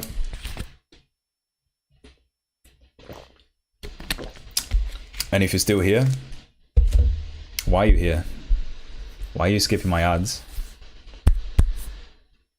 Oh no, if you're here, you must have ad blocker, right? Yeah, just me and you, dude. Can I just ask something between us? Turn off the ad blocker. Help me out. Thank you. Thank you. Right, by this time, some people should be back now.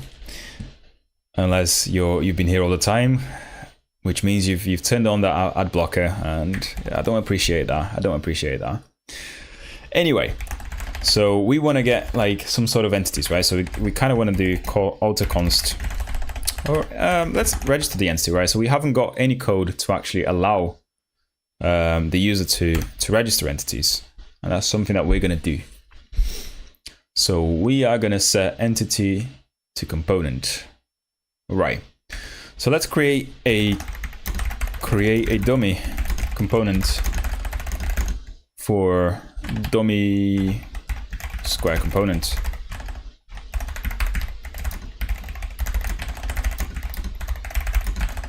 Let's do that. First of all, let's create a rect. So rect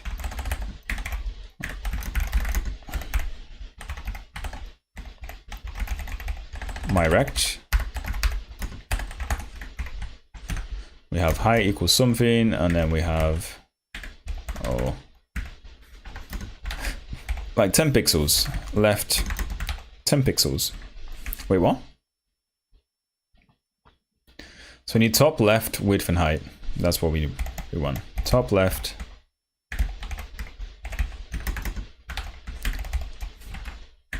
What's going on here? Top, left, width, and height.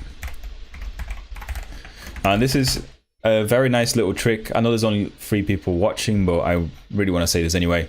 So in C++ 20 onwards, you can actually have designated initializers, which kind of makes it easier for you to figure out like how your structure is being constructed. And you have these in other languages. I think most of the other languages out there have had this for a long time. So C++ was kind of just lacking in there. But, you know, if you want to make your code more readable, use designated initializers in C++ 20. People will appreciate it. I will appreciate it. So, yeah. So this is basically a square, right? And what I want to do now is I want to create an entity.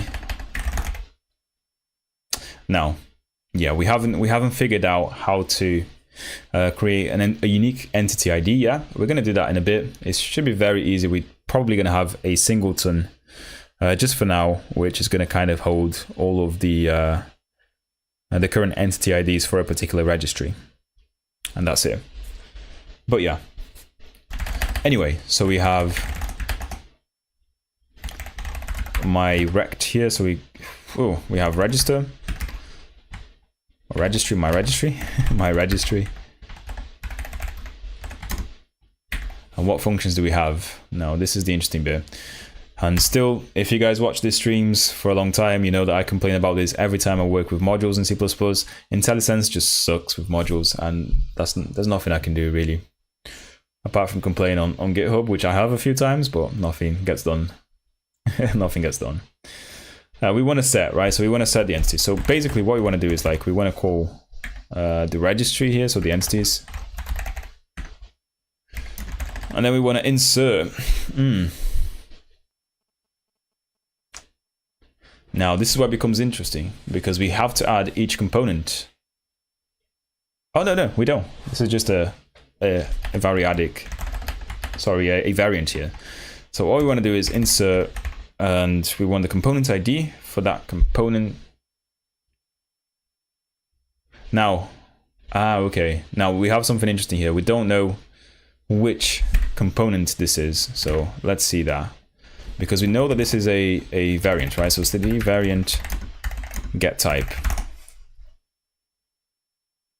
So how can I tell which type of value std variant is assigned to? Now this is interesting. So if you only need to ask, is this variant of type X for a single type X, then I recommend that you prefer holds alternative or variant index, because the line of code is easier to read and will not have to be updated if the index of the type of variant changes in the future. Ooh, okay. To check stored type or runtime. Okay, so what does index return us? Return the zero-based index of the alternative. Okay, so right. So I guess guys, that we're also gonna have to store the index here for this thing, right? Because if you have something like this, where are we? If this is a variant, right, and we have our components in the end ending up being something like variant of square and circle, then this implies that square has index 1, or ID 0, and then circle has ID 1, right? Now in the map, we don't really have a way to store that information. In fact, you know, this is an unordered map, so it's whatever comes in first. Whatever the hash says it is, that's the order that's going to be. So I'm kind of inclined to also do something like a stud unordered map here. I know we have maps and maps and maps, but you know, we can think of these things later on. 90% of the STDs I don't even know. I mean, I don't know which type of STDs you're talking about. If it's the coding one, then yeah, I guess that's right. You should know the transmitted diseases though, if you've been to school in the UK. You should know most of them at least, man. I always thought like STD is such a weird acronym, isn't it? Whoever made it has never been to a sex education class in the UK. Let's just put it that way. Because the amount of jokes you can make with it, it's crazy. Anyway, so we have std variant. Yeah, so variant is a type that lets you store like multiple classes into one type, into one bit of memory. So yeah, look it up. It's actually very useful. It's like a very, very useful type safe class that has been a very good addition to modern C++. I think it was first available in C++ 17 or 14. I'm not sure which one it is, but one of those. And yeah, it just lets you do things very, very easily. So like it solves the problem of like, can I store multiple types into one variable? That's the problem it solves in a very type safe way. So then yeah, I'm wondering now. So should we? I wonder if I should be kind of, instead of doing this, I can have an std pair here with the component ID and the actual index, right? Which will be the component or size t. The value is of type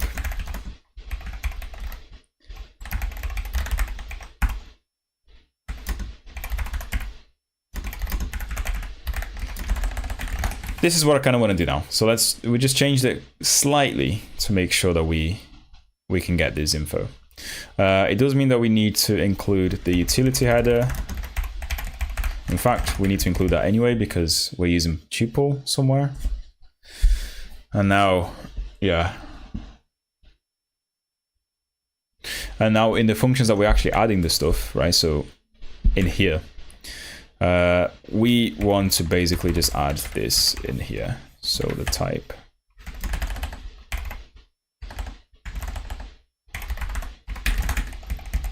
So index would be a size t somewhere.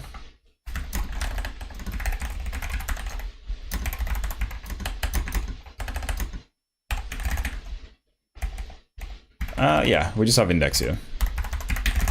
And obviously we kind of need to pass that down from this one too.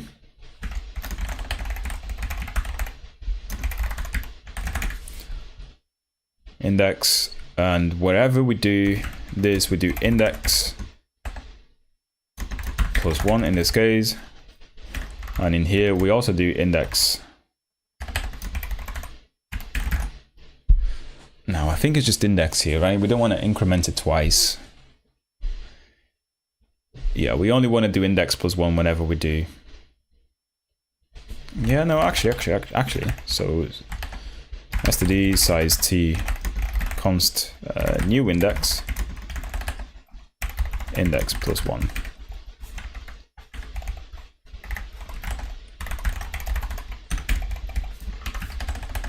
There you go. That should do. I think that should do. That should store the index as well, or in the variant. So hopefully, and I'm really hoping that this is the case in C++. I don't really know.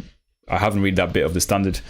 Whenever you do something like this, where you are kind of recursing through the types, the parameter types in C++, it will do them in order, right? So you're going to look at the first one in the first place, and then the second one, the third one, and so on and so forth. This is the assumption here, and I hope it works. So,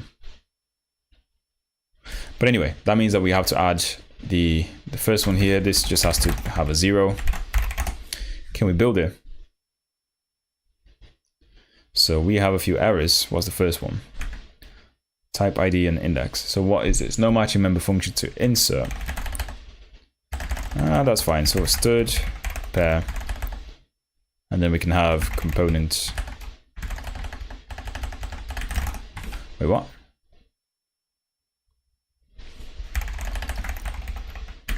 I'm just gonna copy these types. God. Yeah, never mind. It's just because we don't have the pair here. We haven't defined that. It should be okay now though. So the equal type at the end here. These definitions, I'm really sorry guys. It's probably very hard for you to read this and understand what's going on here. But it just has to be what it is, you know.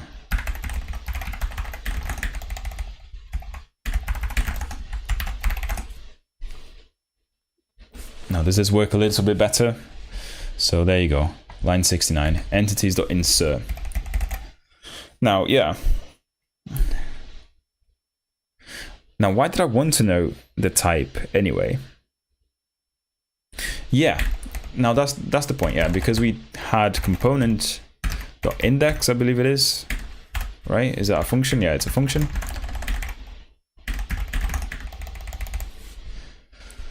And why is that useful?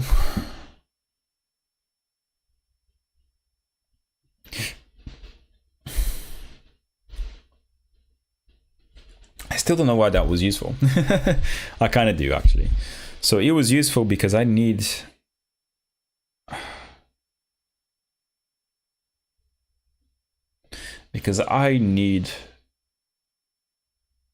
to know which bin in the map to put this entity in, right?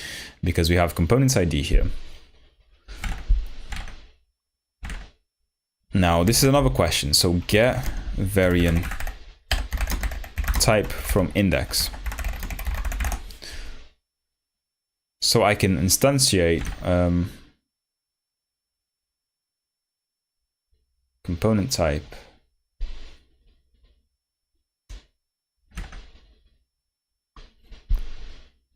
So aren't you looking for the std index? I believe OOP is working on the top level, not at a value level, so that wouldn't work. Something like get index of returning 1. Wait, what? Update a few years later. My answer here may be cool, maybe a cool answer, but this is the correct one. That's how I would solve the problem. So what is this person actually trying to do? Because I don't know. Is there a utility in the standard library to get the index of a given type? So in variant, or should I make one myself? That is, I want to get the index of B in this that returns 1. So this is what index does. There is variant alternative for the opposite operation, of course. Wait, there is variant alternative for the opposite operation.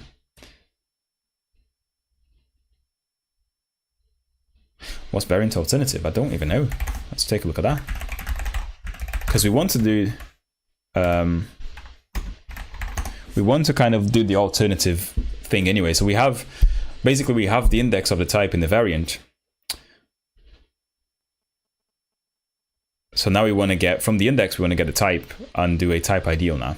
Basically, that's what we want to do, right? So what does this do? Since C++17 provides compile time indexed access to the types of the alternatives of the possibly const value qualified variant combining CV qualifications. Dude, C++ documentation just makes me want to die. It just makes me want to die.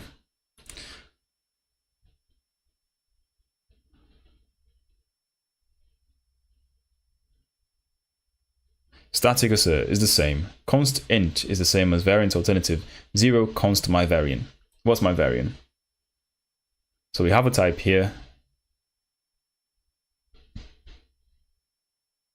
Ah, okay, so this is what we want. But it has to be compile time, doesn't it?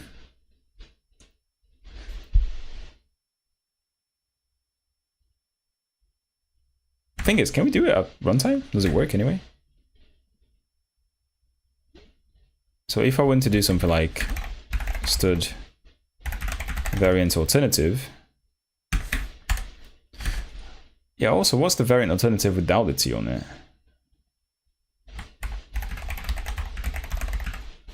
Obtains the type of the alternative specified by the index at compile time. That's the thing though, it's at compile time. I missed a lot. Where are we? Where are we, chat? I don't think you're gonna get many replies. There's only like 3 people watching. But I will tell you what, Arconaf. So we were able to actually add the components now, so we can do something like this, right?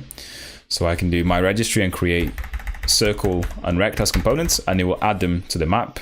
It will create them an ID for each one of them. Now we are actually working on adding an entity to that bin, to the map bin. So we have a place in the map for each component, right? So we want to kind of add entity data now. This requires me to basically get the type that it's stored in the variant, which is up here. Not only that, well, that's actually kind of, you can kind of get that with the variant alternative, sorry, with the index. So index will give you the position of the type in the variant. So if I say I want to set a rectangle to entity, it will bring me back 1 here. But what I do actually want to do is I want to get the type ID information from this index, which means I want to get the type from the index, and that's proving a little bit harder. The right 3 people, yeah, the right 3 people at the right place can, yeah, can right all the wrongs. That's true. Yeah, I thought I was getting better at C++. Skill issue. No need to learn templates and STDs. C Slim. That's the thing though. Even I struggle to read templates. So when I read template code that I didn't write, dude, I'm not gonna understand that shit. Do you know what I mean? So don't worry too much if you don't understand this. This is actually quite this is not easy templating work anyway. What we're doing here is difficult. What you're doing here is very, very difficult. It's not your everyday project. We're trying to basically get most of the things done at compile time as possible, and also work with basically a varying number of template arguments, and that makes the problem difficult anyway, because you're going to be dealing with parameter packs. We're dealing with stud variant as well, which adds another complexity layer to that. But yeah, this is looking more and more like reflection domain. Yeah, it is exactly reflection, Arconath, but the problem is that C++ doesn't have reflection, so you have to kind of hack it in certain ways, and that's what we're trying to do. Hack it. We're trying to hack it. So alternative versus right.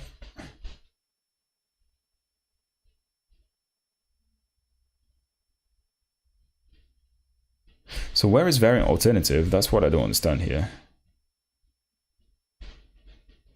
Could all our components implement an interface that might help? Could they all implement an interface and that might help? Let me think of that. Could they all implement a class that has like a default initializer that would sort some of this data out for them? Probably. Do I want to do that? Probably not, because after looking at entity, I know that it can be done without those helper interfaces, if it makes sense. So if you look at entity, or the library I mentioned at the start of the stream, it just works with normal structs, and that's what I'm trying to do. I'm trying to make it in the same way.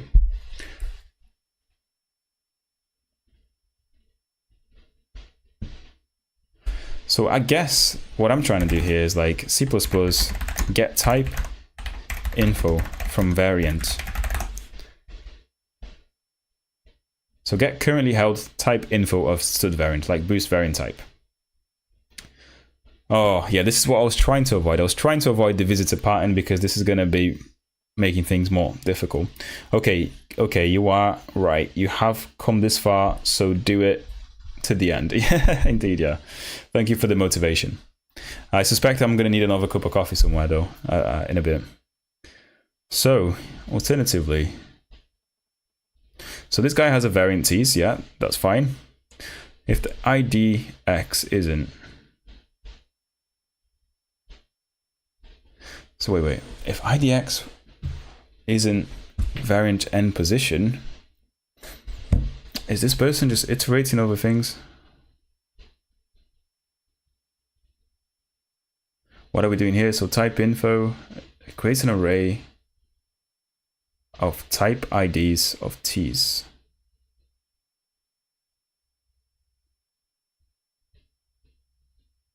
Oh, this is genius. This is actually genius. I love this, and I'll show you why I love this in a second. So we're saying that, yeah, this person is actually nice, but this person's actually doing it really well. So they're checking that the type ID, so the IDX here. Wait, what was IDX in this case? I'm actually confused.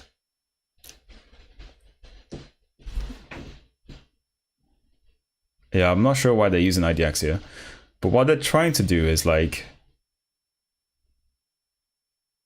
they're getting the IDs from the variant, type ID of position. Sorry, they're creating an array with all the possible type IDs, right? And we can do this at const x per time, so we don't have to actually calculate it every time. We're going to make this easier. So we're going to make this into a static const x per. And then they just tap into this array with that position. How genius is that? How genius is that? Well, I didn't think of this, but yeah, we're definitely going to do that now. So we have array here. We don't need bit set. We need functional, probably not. Yeah, IO stream, probably not. Optional, we haven't used. Span, we haven't used. Ordered map, unordered map. Yeah, we have used. So let's do that. So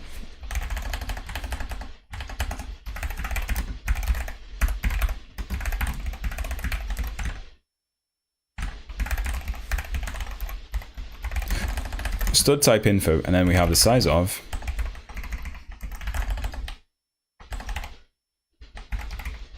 C's there. I think it is, right? Size of C's. Cup of coffee now. I think YouTube is going to put an ad break soon, so maybe I'll get some water. So yeah, YouTube is putting all these ads automatically here, and I do apologize, guys, if they're too long, but I kind of like the money, so please support me by watching it. And also, please like the video. If you haven't done it yet, like the video. It helps me out quite a lot. And I love when you guys message as well, because that brings the suggestions the next day quite a lot. So the more engagement I have on the stream, and this is something I'm very bad at, the more engagement you have on the stream, the better it is the day before for the views. And I'm very bad at asking you guys questions and kind of getting you to message the chat. But at the same time, I kind of find it cringy to just fake things. So, you know, you get what you get. As long as you're not going to dynamically create the new types of components, you can preload them into a const array. Yes, I can do that.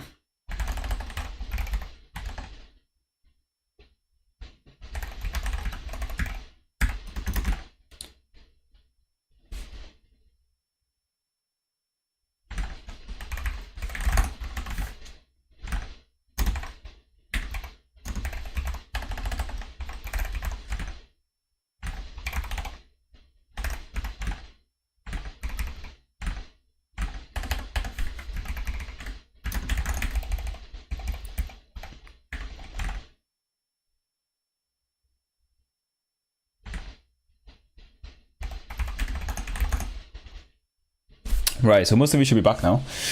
Yeah, so what Akonaf said is that there's true. So as long as you're not going to dynamically create new types of components, you can preload them into a const array. And that's the idea now, yeah. So I guess it would be nice to make it dynamic on the registry, right? But for now, I'm happy with just making things work at compile time. Slim, take care, I'm off. Thank you, Slim, for watching, and dude, have a great evening, and I'll see you next time, man. You know, hope you have a good week.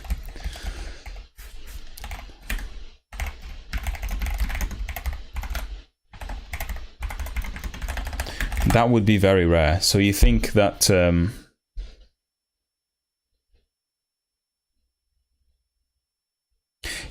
people can just create any type of runtime structures?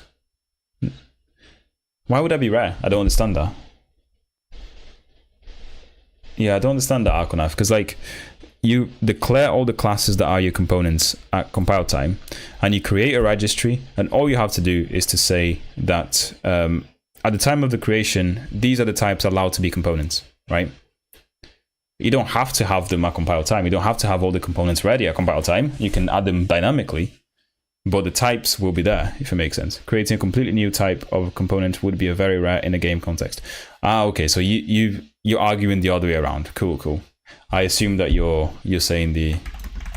Yeah, never mind. I made the wrong assumption. I thought you said the other thing. So autoconst index. So we have the index here, and all we have to do is basically to get the index, right? So in essence, this should have all the information needed.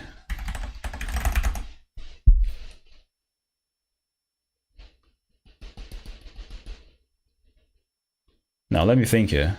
So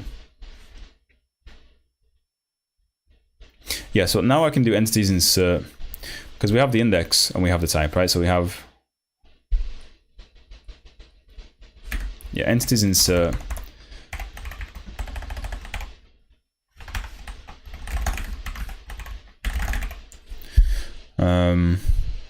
Dude, this is getting difficult now.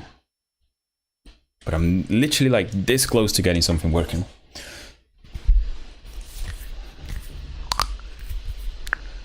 So we have component ID. So the component ID is the first one. So that would be the type arrays dot index, right? And then this is a vector of components. So we, okay, I see.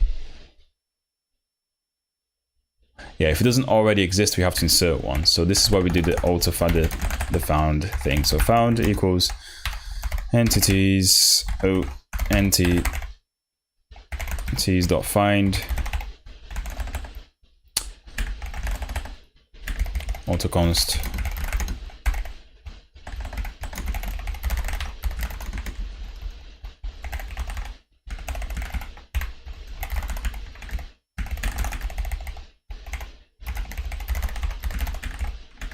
so I have component name here.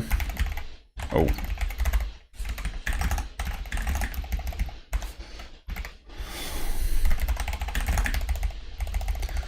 that's what we need there. And yeah, so if found is not the end of entities,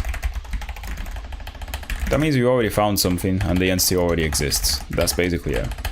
Which kind of means that we do found.second .pushback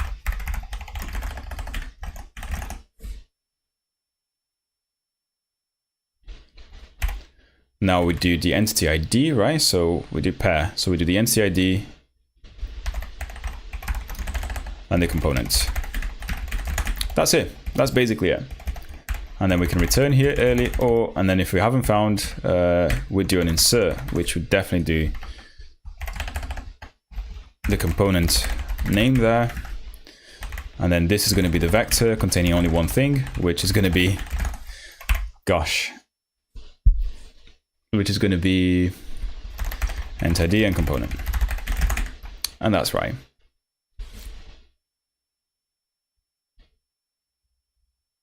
Yeah, I think that works. Let's see. Oh no! So many compilation errors, it's crazy. Use of undeclared identified and identifier entities. What? Why is it no member name vectoring? Oh yeah, that's because we probably removed the vector here. Vector should be there. Variant should definitely be here. Type there. Ordered map there. std, okay. Hey, some lines in our code didn't create compilation errors. Indeed, yeah, some lines didn't. That's good. Now, what's this issue here? Use of undeclared t's. Yeah, oh gosh. That's what happens when you copy stuff straight from Stack Overflow, right? All right, so what is it? Use of unqualified ID. What is that? What?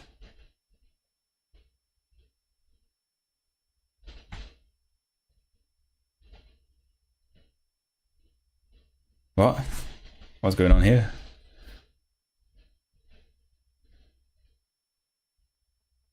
Component IDs, no matching function for add component ID. So component ID is component name type, pair of component ID and size t. And this is component name type and a pair of component ID and size t. Yeah, so here we have it good, right? So this is right. And the same thing here, correct? No, yeah. So we messed one of them up here. So this should really be a stud pair of this, and then at the end we kind of do another one there.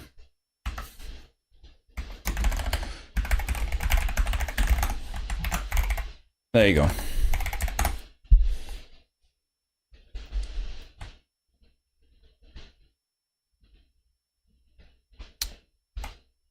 Oh yeah, that was correct. So yeah, C++ syntax is very readable. Yeah, I'm glad you said that, dude. And it compiles, you see, like all of that code that you just saw and couldn't read, compiled to machine code. Can you believe that? From how long have you been coding C++, bro? First of all, Anirudh, thank you for joining the chat, man. It's good to see you here. And I've been coding C++ for about 10 years now. So yeah, I think 10 years. I started it at university and I went into my first job doing C++, and here I am.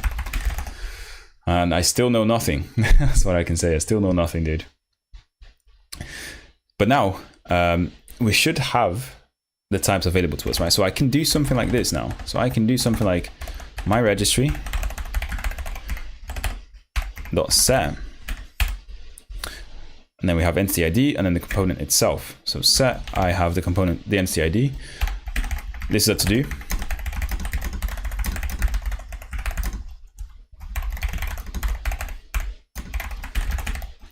We can do this, and then we can also do, where is it? Component ID, okay, the component itself.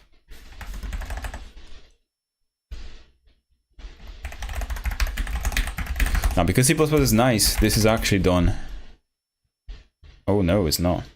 I was gonna say, this is probably gonna be convertible to a variant, but I don't know. So, const expr variable cannot have a literal type. Cannot have non-literal type. What? Const expr variable cannot have non-literal type. Const stud array. Ah, okay, because this is not const expr. That's fine.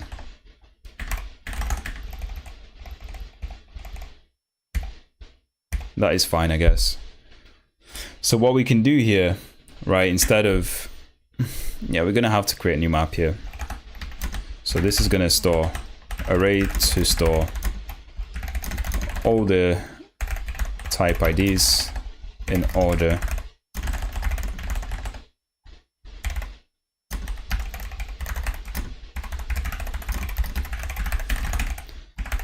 And this is what we do.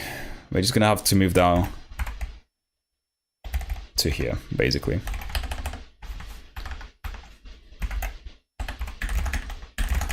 So we have that. And then type arrays is simply going to be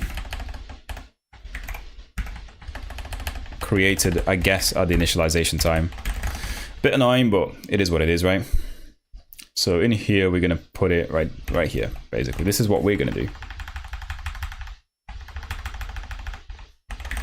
Initialize that type arrays. In fact, we can actually initialize it here, right?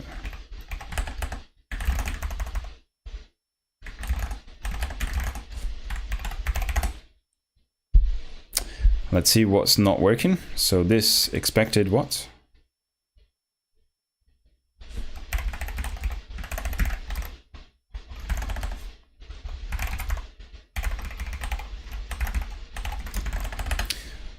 Do I have to call the constructor? Oh, wait. No, this is just bad syntax. My bad. This is just me being horrible, not knowing that you don't put an equal sign in there. That's a bit better. A bit better. So type arrays, this is what we have. Please compile. No. Error, no viable conversion from const type info to type info pointer. We have a pointer to a type info. This is not what I wanted. I wanted that. And is this because we have type info? Call to the deleted constructor of type info.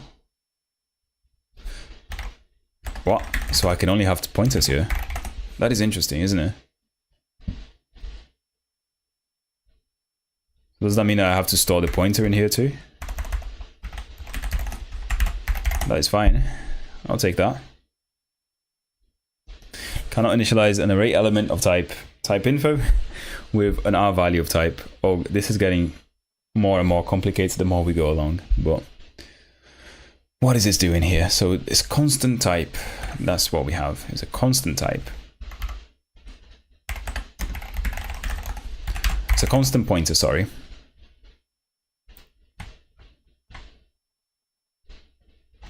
Yeah, so now we just call it as it is, a pointer. And bit by bit, we're gonna get this compile. This is a figurative rabbit hole. Yeah, this is, dude. This is a rabbit hole if you don't know what you're doing. No matching function call to find. So entities doesn't have find, right? Okay, so why does an ordered map not have find? An ordered map, C++ get element. There should be a find call to it. I'm just trying to find the element.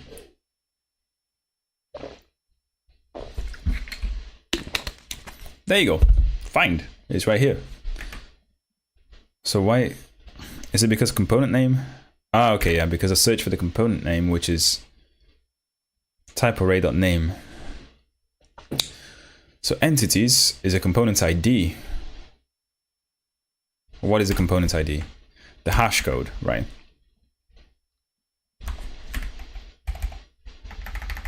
So in essence, this would be component hash, and this should have been component hash.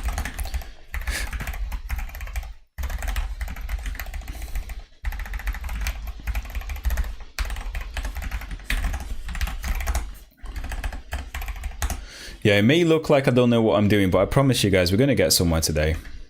Hash code. We're going to get somewhere today, and I promise you it's going to work. So it compiled, yay.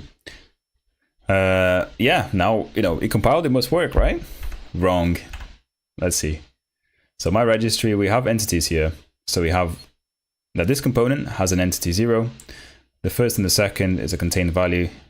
There you go. So the first entity 0 has all these contained values, and boom, this is how you implement an entity component system in freaking 2 hours of coding. No, you debug FU is S tier. Yeah. What do you mean S tier? You debug FU. What do you mean by FU? I hope you don't mean the swear word, dude. This is a family-friendly chat. But yeah, I mean, it's working now. So I should also be able to create... Hello, Antonio Augusto. Dude, you always join when when I just finished doing what we were doing. We're about to call the stream, but we're going to continue for a little bit more. Just for you, dude. Just for you. Kung Fu debug FU. Yeah. I mean, so yeah, I mean, this is how you implement something very basic, right? So now I can do something like a circle const in here. So my circle component, and what do we have? Oh gosh. So we have the center X, so that's going to be equals to, I don't know, something like 50, right? Then we have center Y, 50 as well, and then we have the radius here. Let's say the radius is 20. So again, I should be able to just come down here and simply just say that. So my registry dot set, and then I have my entity 0 and then my circle, and that should work. That should work, hopefully. Could do a performance test with thousands of objects. Yeah, that's the plan actually. So for yeah, just for some context, I've got a video in the planning where I'm talking about const expr in C++, and this is why I'm kind of doing some of this as well, because I wanted to play with some const expr keywords. Like we've got the if const expr here. That was the only thing I haven't really played with that much, and hence why this stream. So after that video, my next video will be about benchmarking things in C++, where we go over the Google benchmark library, which is a fantastic library if you're trying to do very simple benchmarking. And yeah, so we will be doing some benchmarking in the future on this library. But anyway, so we've done that, and now we can kind of debug it and see if it's working. Is this your own ECS thingy or an external ECS? This is my own ECS thingy, dude. I will give you guys the link to it in a second. So the registry should now contain 2 entities. So the first one here, I guess this is, which one is this? This is the circle, right? Yeah, this is the circle one, and we have the contained value, and the second one here, and we have the contained value as well. Amazing. So I can have in-house dirty stuff, dude. it is really dirty stuff, I'm not gonna lie. So I mean, if you're interested, I'm gonna just go over the code here. It's about 90 lines of pure and hacked dirty C++, and this is what it kind of looks like. If you can understand some of this, I'll give you $10, but chances are you're probably gonna have to read it a few times. Actually, this could be made a little bit better. There you go. 88 lines of dirty C++ code. But yeah, I mean, it does what it does, right? We haven't yet implemented the get function though. So we have a function to set entities and components. We haven't got one to actually get get the components, get the entities that have a component, right? So let's go for that. Let's go for that. Right. So let me think now. So essentially, this is the opposite of set, right? So we want to be able to get all the entities like quick and dirty. This is kind of easy, right? So if we have a vector of components,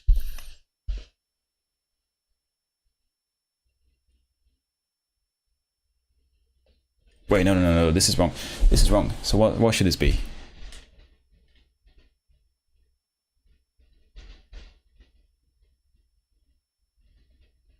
Yeah, this should actually be something different. This should be, instead of vector of components, this should be a vector of component ID here.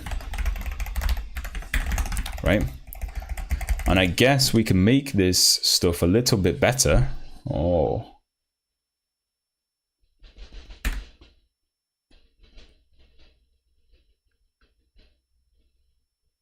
Yeah, I guess we can make this a little bit better by providing a function that will kind of get the component ID.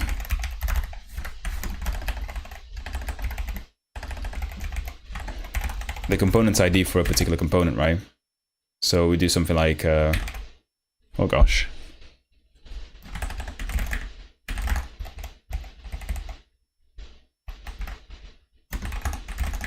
Yeah, we just need to have a function that will get the component ID. Otherwise, there's no way we can get the entities here, because we're going to have to put the component IDs. You should be able to dynamically add and remove components to an entity and create entities with any set of components and remove entities entirely.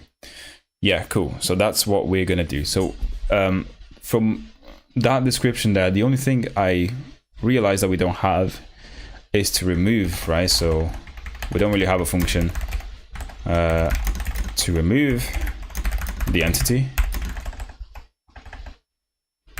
We don't have a function to remove the component from an entity. The rest is fine, and I think this should be okay, right? This should be absolutely okay. Like once we have get and set, these two are like a breeze to implement because we figured out most of the problems. Anyway, so this is gonna need a C here. This is just gonna need a C there. And what we actually do here is very easy, right? So we've already got this type arrays thing here that we can use. Now index, I'm not sure what it returns if it's a type that is not in the variant, right? So variant index returns the zero-based index of the alternative that is currently held by the variant. If the variant is valueless by exception, returns npos. So what is this? Returns false if and only if the variant holds a value. What happens when we have a type that isn't implemented? I'm going to assume it returns a variant npos if the type isn't there. So for example, container component ID here, right? This will take an arbitrary type. So you kind of call it like this. So registry the ID for my component, and that will be something like, circle. And that will return me something nice. But if I have a registry the ID or something entirely different, like the string, right? For some reason we have a string in here. I want this to return some sort of error, right? And for that, I guess we're going to do a little bit of rework on this and actually include optional.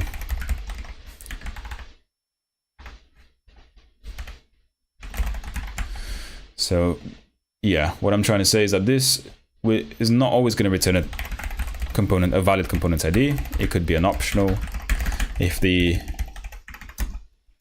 so this function returns the registered component ID if the component is not valid for this registry, returns null opt. Something like that, right? You could check what returns against your array components. Yeah, I guess I could. The type ID should be the same type.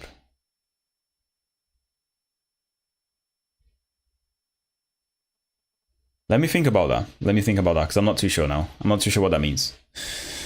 But what I'm planning on doing here is doing something like,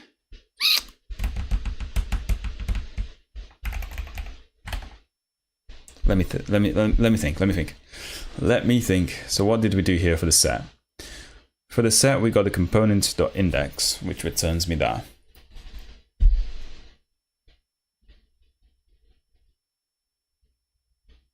I could kind of create a dummy value in this case that will return me the index. Ooh, this is going to be interesting. Let me think, because it only works in this case because we already have an instance of the variant in here, right? That's why I can call .index. But in here, I don't have an instance of the variant. I do have the class, and I do have access to C's, which tells me kind of which position it should be. Is there a function in C++ that, you know, given the C, it will return me the position in the parameter pack? That would be cool, right? C++ return position of type parameter pack. That's kind of what we want. And I don't want it to be too long.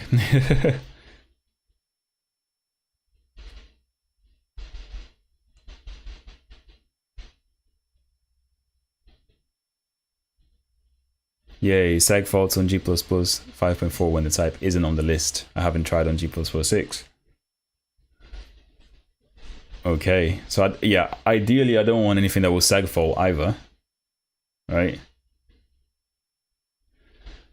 And we are using C++ 20, so is index of a thing? That would be amazing, right? If we had some sort of index of. Index to string.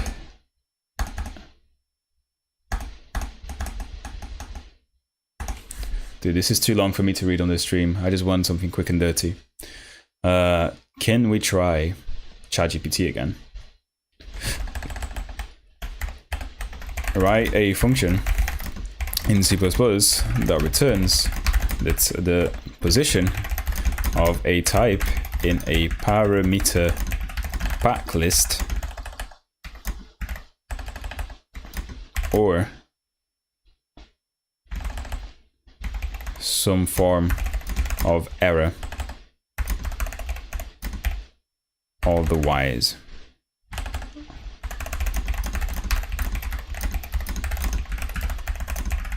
Let's see what ChatGPT gives us here, right? Please don't give me too long. This is long. I don't want anything that's more than like 10 lines of code. It feels like a problem that should be very easy to solve. Are you able to query entities with certain components? So Antonio, yeah, that's the idea. That's the idea. That's what we're implementing right now in the get function. So we have set already that does the opposite. So you can, given any entity ID, you can put a component to it, and then what we want to do now is, given a component list, get all the entities that have those components in it. So we're doing the other way. Right, this is way too long. This is way too long. That's not what I want. Am I looking at this the wrong way though? So what do we have here? Let's take a step back and figure out. So we have a type C, correct? Which means that we can get something like auto const type info, which is going to be stud type info, right? Of C. Oh, not stud type info. This is just literally type ID of C. And what can we get here? The array we have type info. I mean, I could, in a way, just go. I mean, if I just want to do something now, very dirtily, shall we say, I could just iterate over the array and find the correct type ID. And that is it. I think for now, I'm going to leave it like to do. I'm going to put a to do here. You know, to do. Probably want a more optimal way to find the ID for the type in the variant. But we can kind of do this anyway. So like I can do for int I equals 0, I equals, what was it called? Type array or something? Yeah.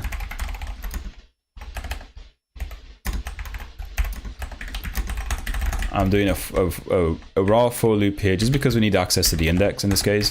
There's nothing I can do. Yeah, so like in here I can kind of check, you know, my type ID.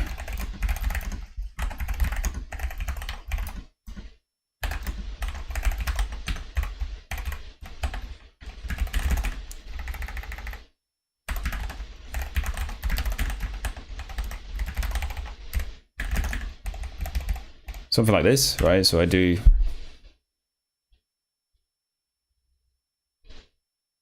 Wait, component ID, what is that? This is the hash code, never mind. Now what is going to be easier? Oh my god, where are we? There you go. What's going to be easier to compare? I guess not the name, but the hash code itself, right? The hash code is definitely going to be easier to compare. So type hash. And then we can do if this type hash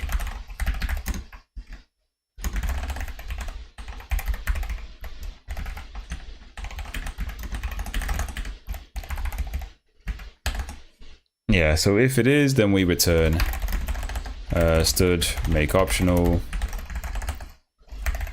type hash.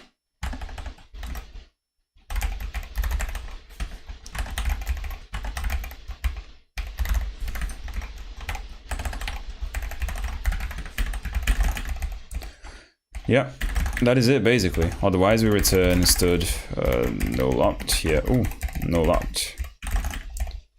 That is it. But we wanted this function, so we can call it up here, right, in the get. So we can say, you know, for each, I guess, for auto const component ID.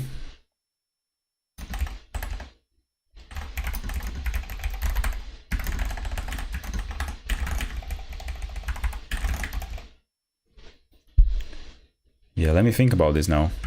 Because we're going to go through the list of all the components, get all the entities, and then we're going to basically return the entities that are in all of the the arrays, right? So let's just put it that way. This feels like it should be already an algorithm. So let's see here. So basically what we want to do is we want to get the intersection, right? Intersection, vectors, C++. And there should be something in the algorithm that will do this, the algorithm header that is. So for example, yeah, it's the same problem here. I want to get B and C. See? Set intersection.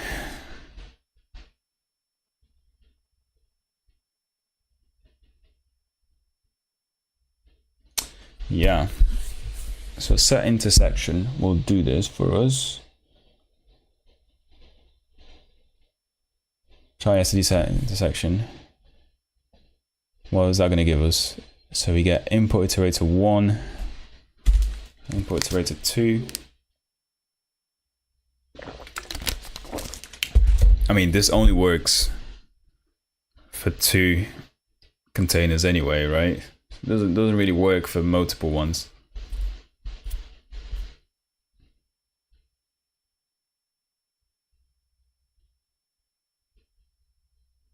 Yeah, I guess we could do it in a for loop manner where we just like add on. Holy shit, there's big fireworks outside. I'm not sure if you guys heard that.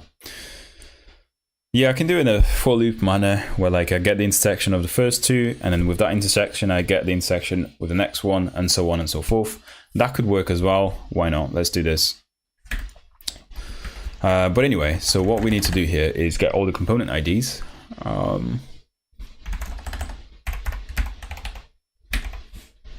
Right, so we have component IDs.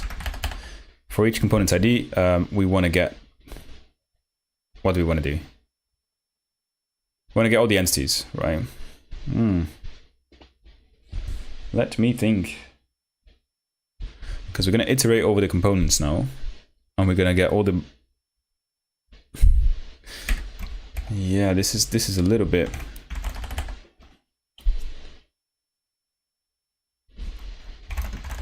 I guess I'm going to assume here, right? So if components is more than 0, so it's less than 1,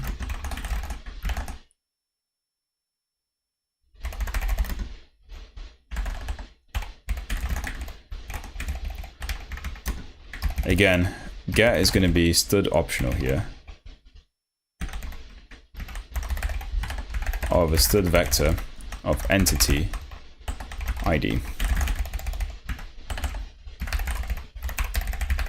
That's what it should really be, because like if you're given a set of components and there's no entity registered to those, then it should just return a null vector, like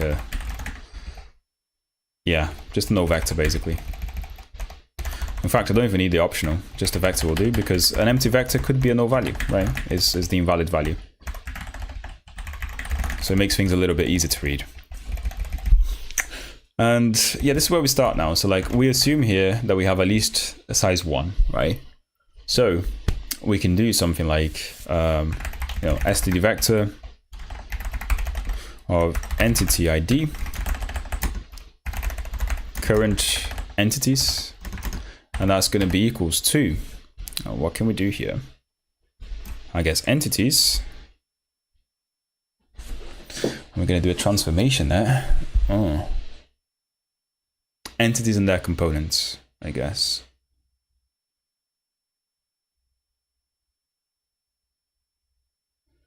Now this is getting complicated. I want to take the values here and transform it into just... Yeah, let's do that. Transform into just the entities. So we're going to need the include algorithm here.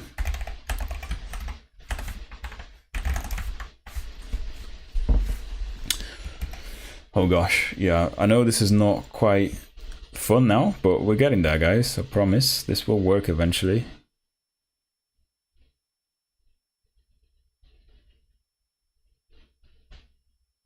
Yeah, this is it. So what we want to do is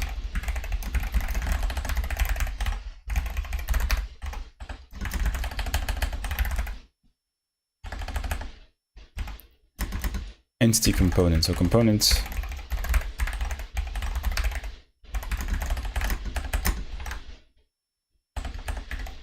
what's my Vim doing? So we have entities here.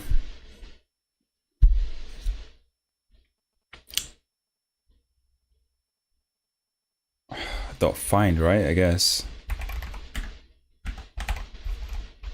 And that would be our component ID. So we're going to start it with 1 there. I guess maybe we can have a function that converts or transforms. Let's put it here.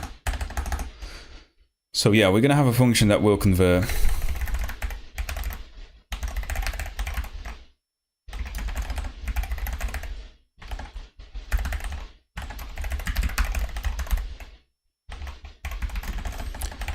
it's going to convert from vector of stud pair of entity ID to, what was it called again? Component of Cs, right? So we have component IDs.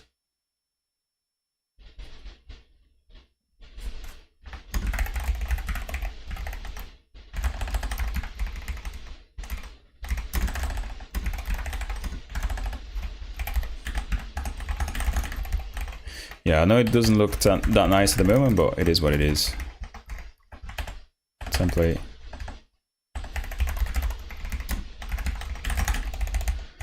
So we're gonna have something like this. And this is gonna create a new vector here. So we've got an std vector of entity ID.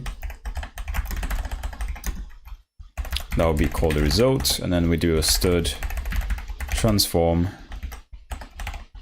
And then we have begin of in, we have end of in, and we do a stud back inserter into result, this function here.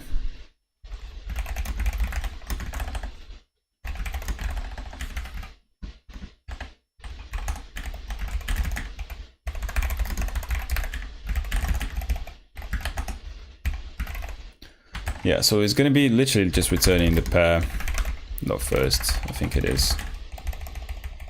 I think that's how you call it anyway. Expected a what? So definitely something I've done here. Transform entities. What is the problem though?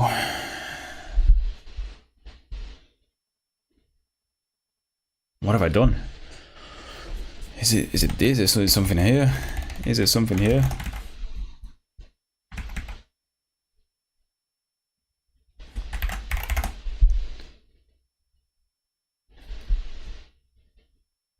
What have I done? Jesus Christ. Every expected expression. Current. Yeah, let's just...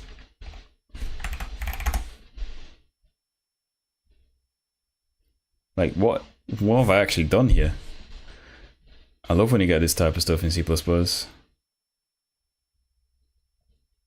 C++ variants there, variant here. Oh gosh, oh gosh, oh gosh.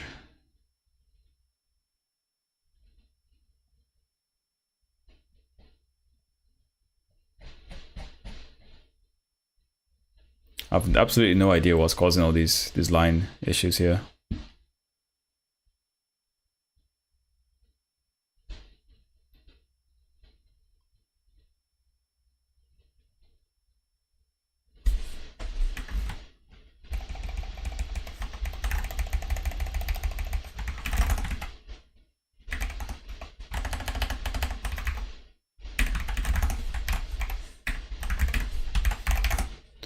No idea what in the syntax I've done here to cause all these issues. Oh, apparently it's just that.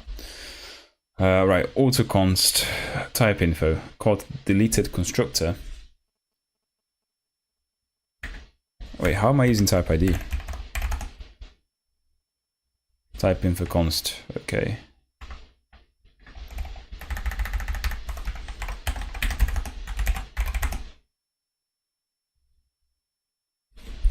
Okay, that's better. That's better. And this should also return. Use of undeclared identifier entity ID. What is that? That's just meant to be a stud UN64T, right?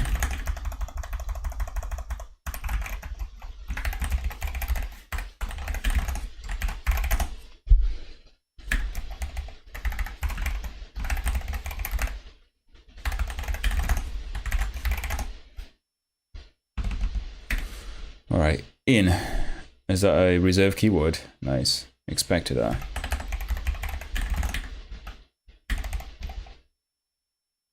One, two, three.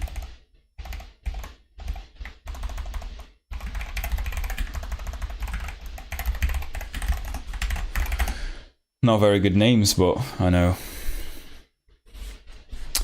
Right, so what's going on here though? So expected to match this one. But we do have that. Ah, yes, we don't.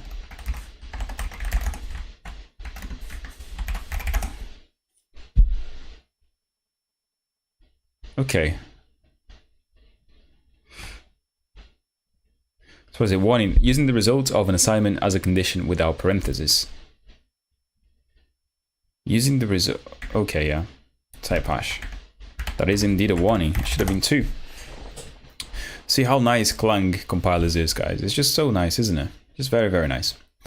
Anyway, so we've got everything that we need now to kind of work things out. So we've got the ID there. This is the thing we have to uncomment and actually make work. So what we were doing is we want to get all the component entities here. So we want to do something like, you know, if entities dot find, then we have components.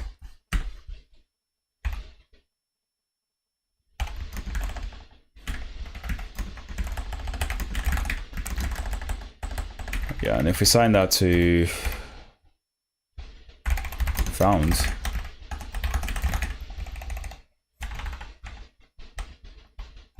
or actually,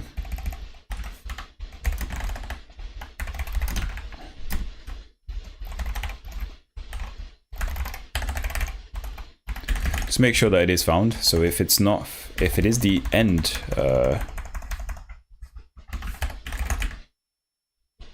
oh, I guess if it is the end here,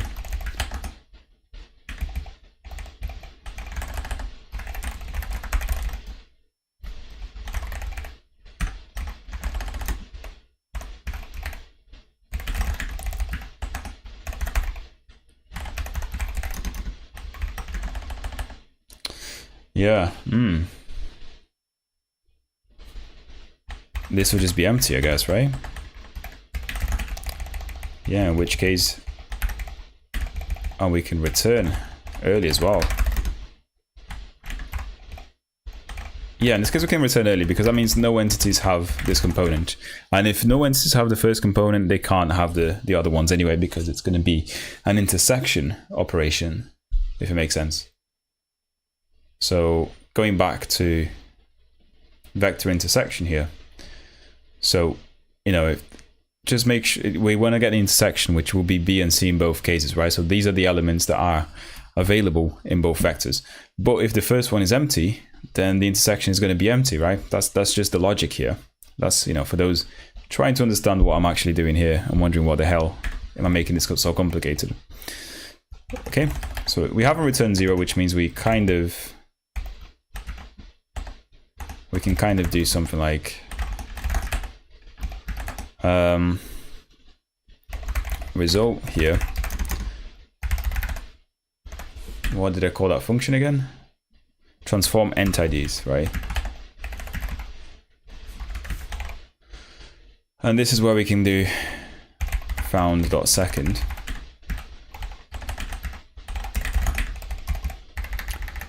Did I take it by reference? I think I did, yeah, good.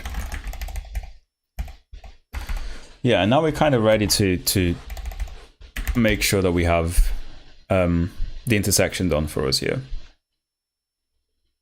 Yeah. Just to make sure, where's stud intersection actually putting all the values into?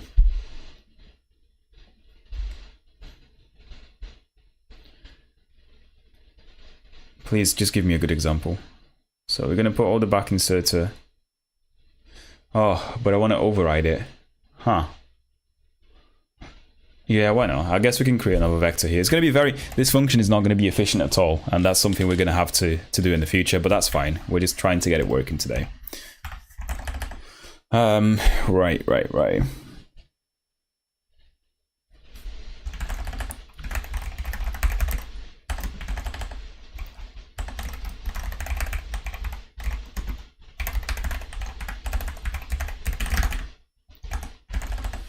And then we're going to do the same logic again. So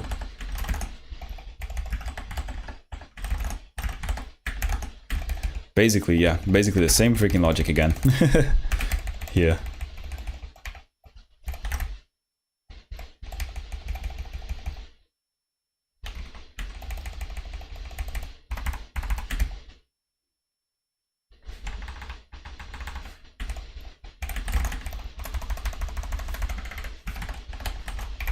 But we change that.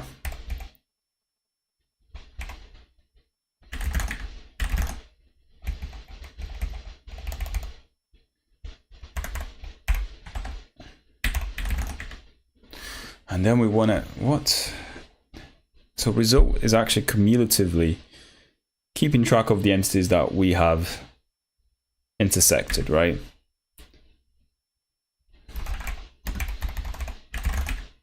So what we want to do, what I want to do here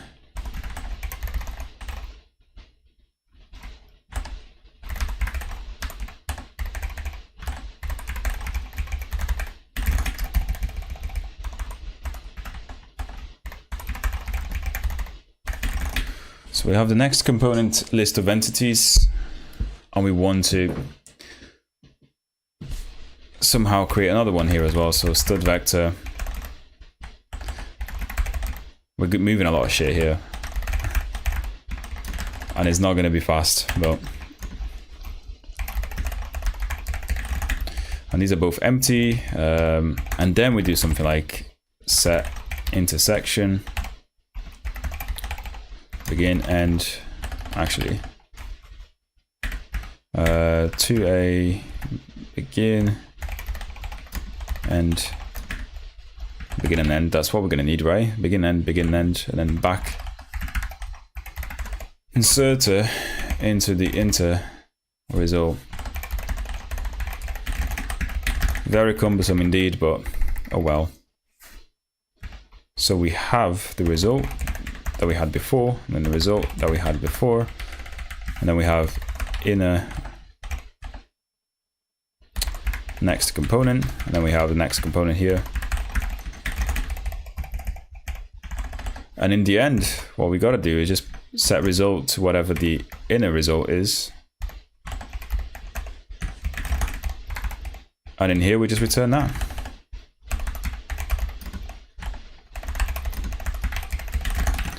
This will kind of go through each component that we have. So each component's in the map of components. Look at the intersection between the entities in that component and whatever we had before. Right, so this will make sure that we get all the intersections of the components that have this thing here.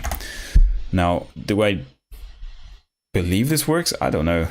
Use of undeclared identifier found.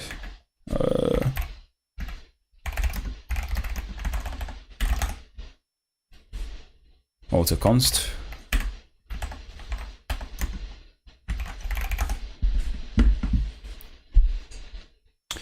Okay, so we're getting some errors. We're going to fix them eventually.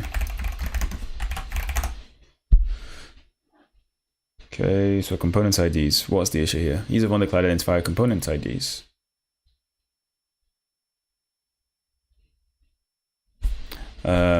Yes, this is not right. This is entities.find component ID.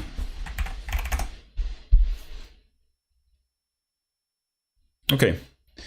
So now the truth is, does it, the question, the £1 million question is, does it work? So if we do something like auto const entities with square, and we do my registry. My registry, IntelliSense is still not working, I hate that. Dot set, dot get, and then we pass in something like, oh, I guess we can do something in here too, that's cool. So that would be something like auto const my circle ID, which would be my registry.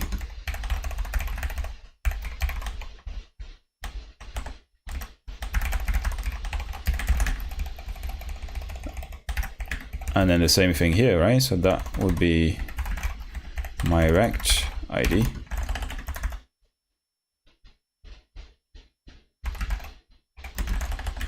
Could call this variable something like erect, but I don't want to get banned by YouTube. My rect ID, and then I do something like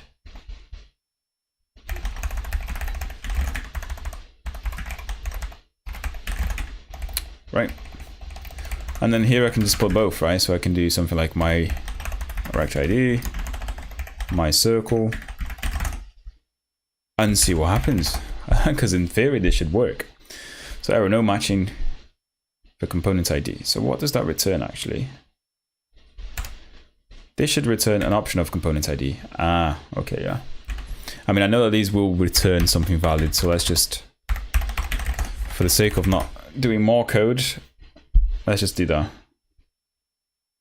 So my circle ID.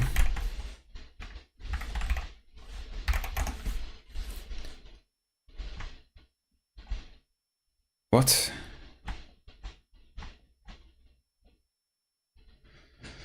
Transform ent IDs. So pair.first. Error. Called object type unsigned long. It's not a function or function pointer. Is it without this? Sure that there's a discrepancy between. There you go. I think that might work better. Yay.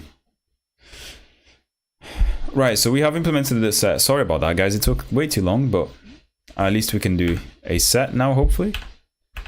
And we can get the entities with square, which is 0, right? But let's say we were going to add a few different other entities. So let's do, you know, this is putting this to the test now. So instead of, yeah, we're just going to get all the entities here. So my circle ID, auto const, let's see, my position ID. I'm going to create another one, my registry.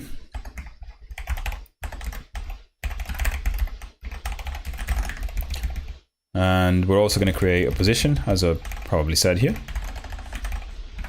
This is going to be a position component where we basically just have X and Y, right? So int X and then int Y. Just a position, a 2D space position. And then we have the position there. We can create my rect here.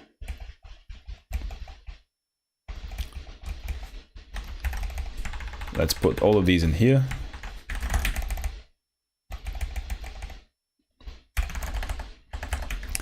Now let's say that the model is the following, right? So this is the test. So we have entities 0, 1, 2, and 3, right?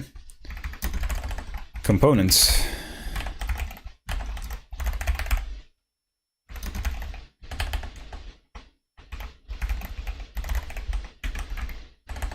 This is what we have here. So we've got a list of, we have, I guess, 0 is going to have my circle and square.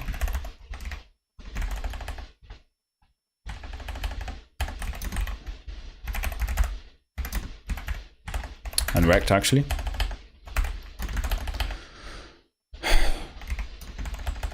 And then we have 1, which is just going to be a position, right? So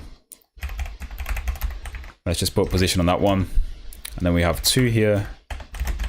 What can 2 have? Let's say no components, just for the sake of testing. No components on 2. And then 3. 3 is going to have position and rect, right?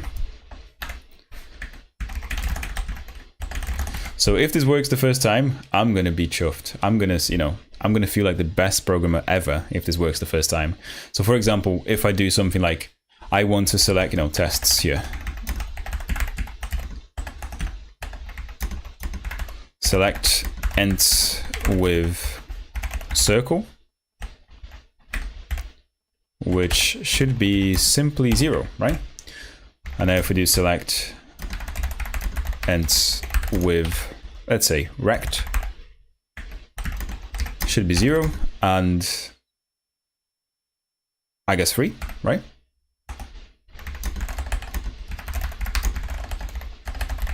Select ends with, now let's say position. That should be 1 and 3. And if we do a select ends with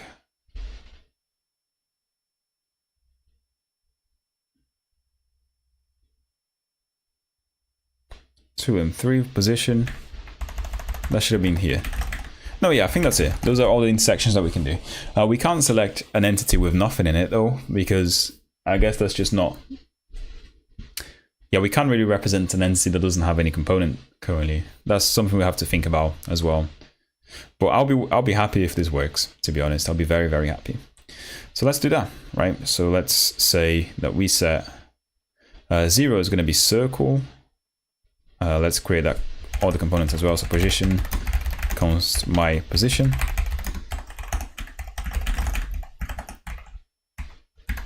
X is 0.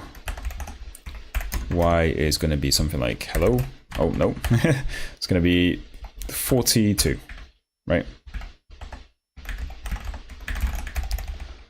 So now we have circle and rect here, and then we have my registry. We're going to have 1, which is going to be position.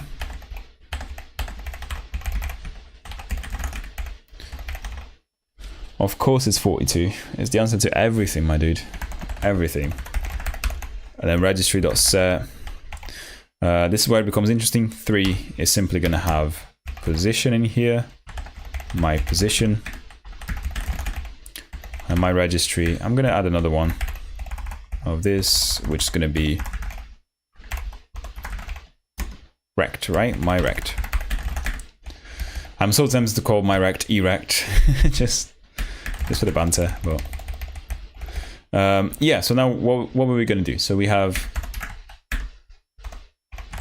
entities with circle. We have entities with rect on it.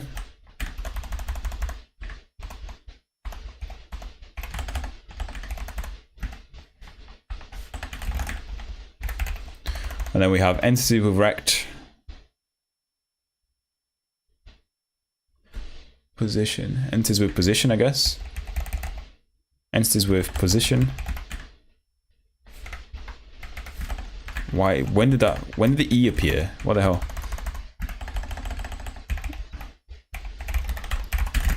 My position ID, right? And I expect these results. So let's see.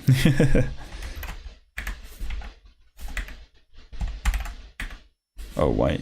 I don't know what I pressed there, but it minimized everything. Right.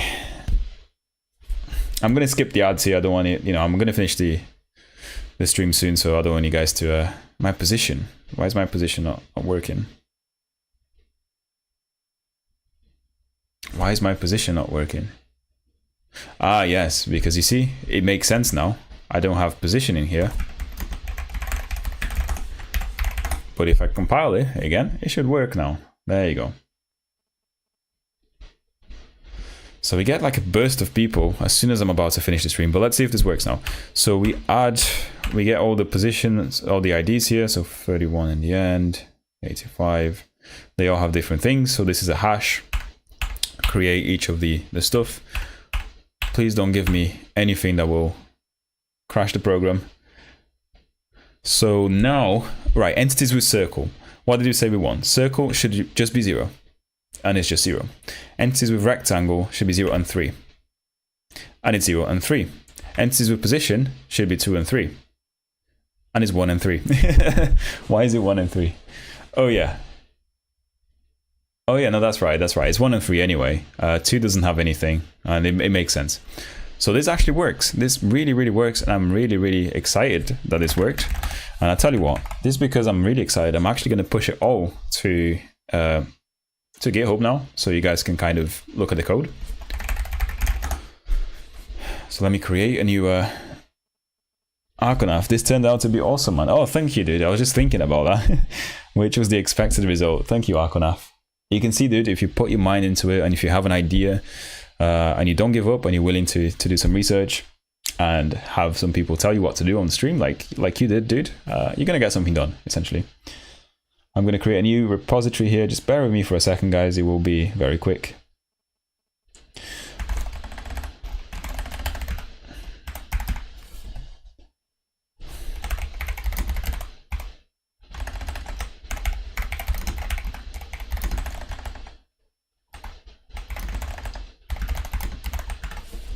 Right, so do we add the README? Yeah, we add the README for now, but we're probably not gonna change it. No, we don't add the README. Create repository.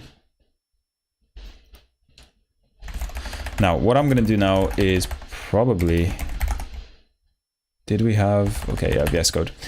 We're gonna add all of this to GitHub, and then you guys will be able to see the results in the description of the video and in the stream. I'll post the link here before I go.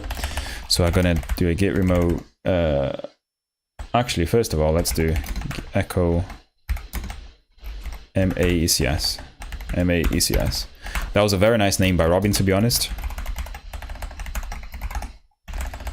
Nah, I'm just old. I'm just an old tree with an occasional fruit to drop, you know. The small and wriggly kind, not the bright and fat and juicy fruits they sell on supermarkets. Oh, dude, which supermarket are you going to? Because the fruits in here in the UK are pretty good, so I appreciate any type of fruit, my man. Even though, you know, this is a true story. I hate fruit. I don't eat fruit in real life. I drink juices and I try to like take vitamins and stuff to supplement, but I don't really drink. I don't really eat that much fruit. That's a true story.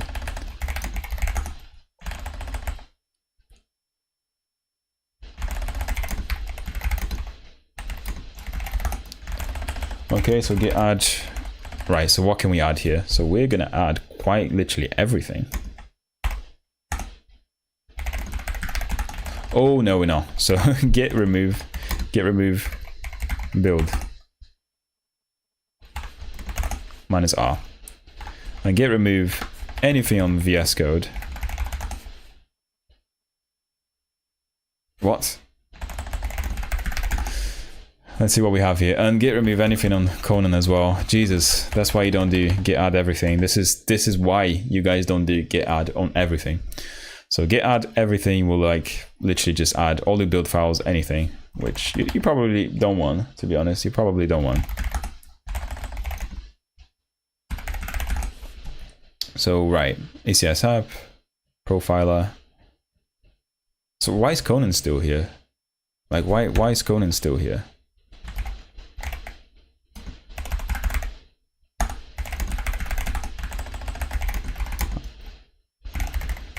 I'm just gonna add things one by one, to be honest. ECS app. We don't want the profiler. Git add readme.md.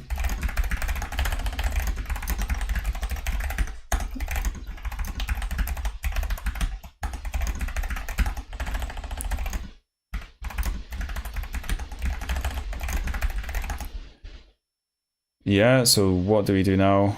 User presets, yeah, I think that's fine.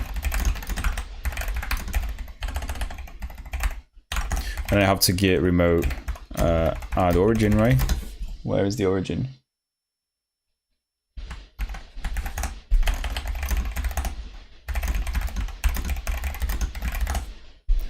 And voila, guys. So we now have a very interesting ECS developed in under, or just over 3 hours, right? Just over 3 hours. But you guys can take a look at it here. I'll post it on the link. Let me know if you guys can see it on the chat. For those watching later as well, so I will, for those that are watching this in the future, the link to this repo will be on the description.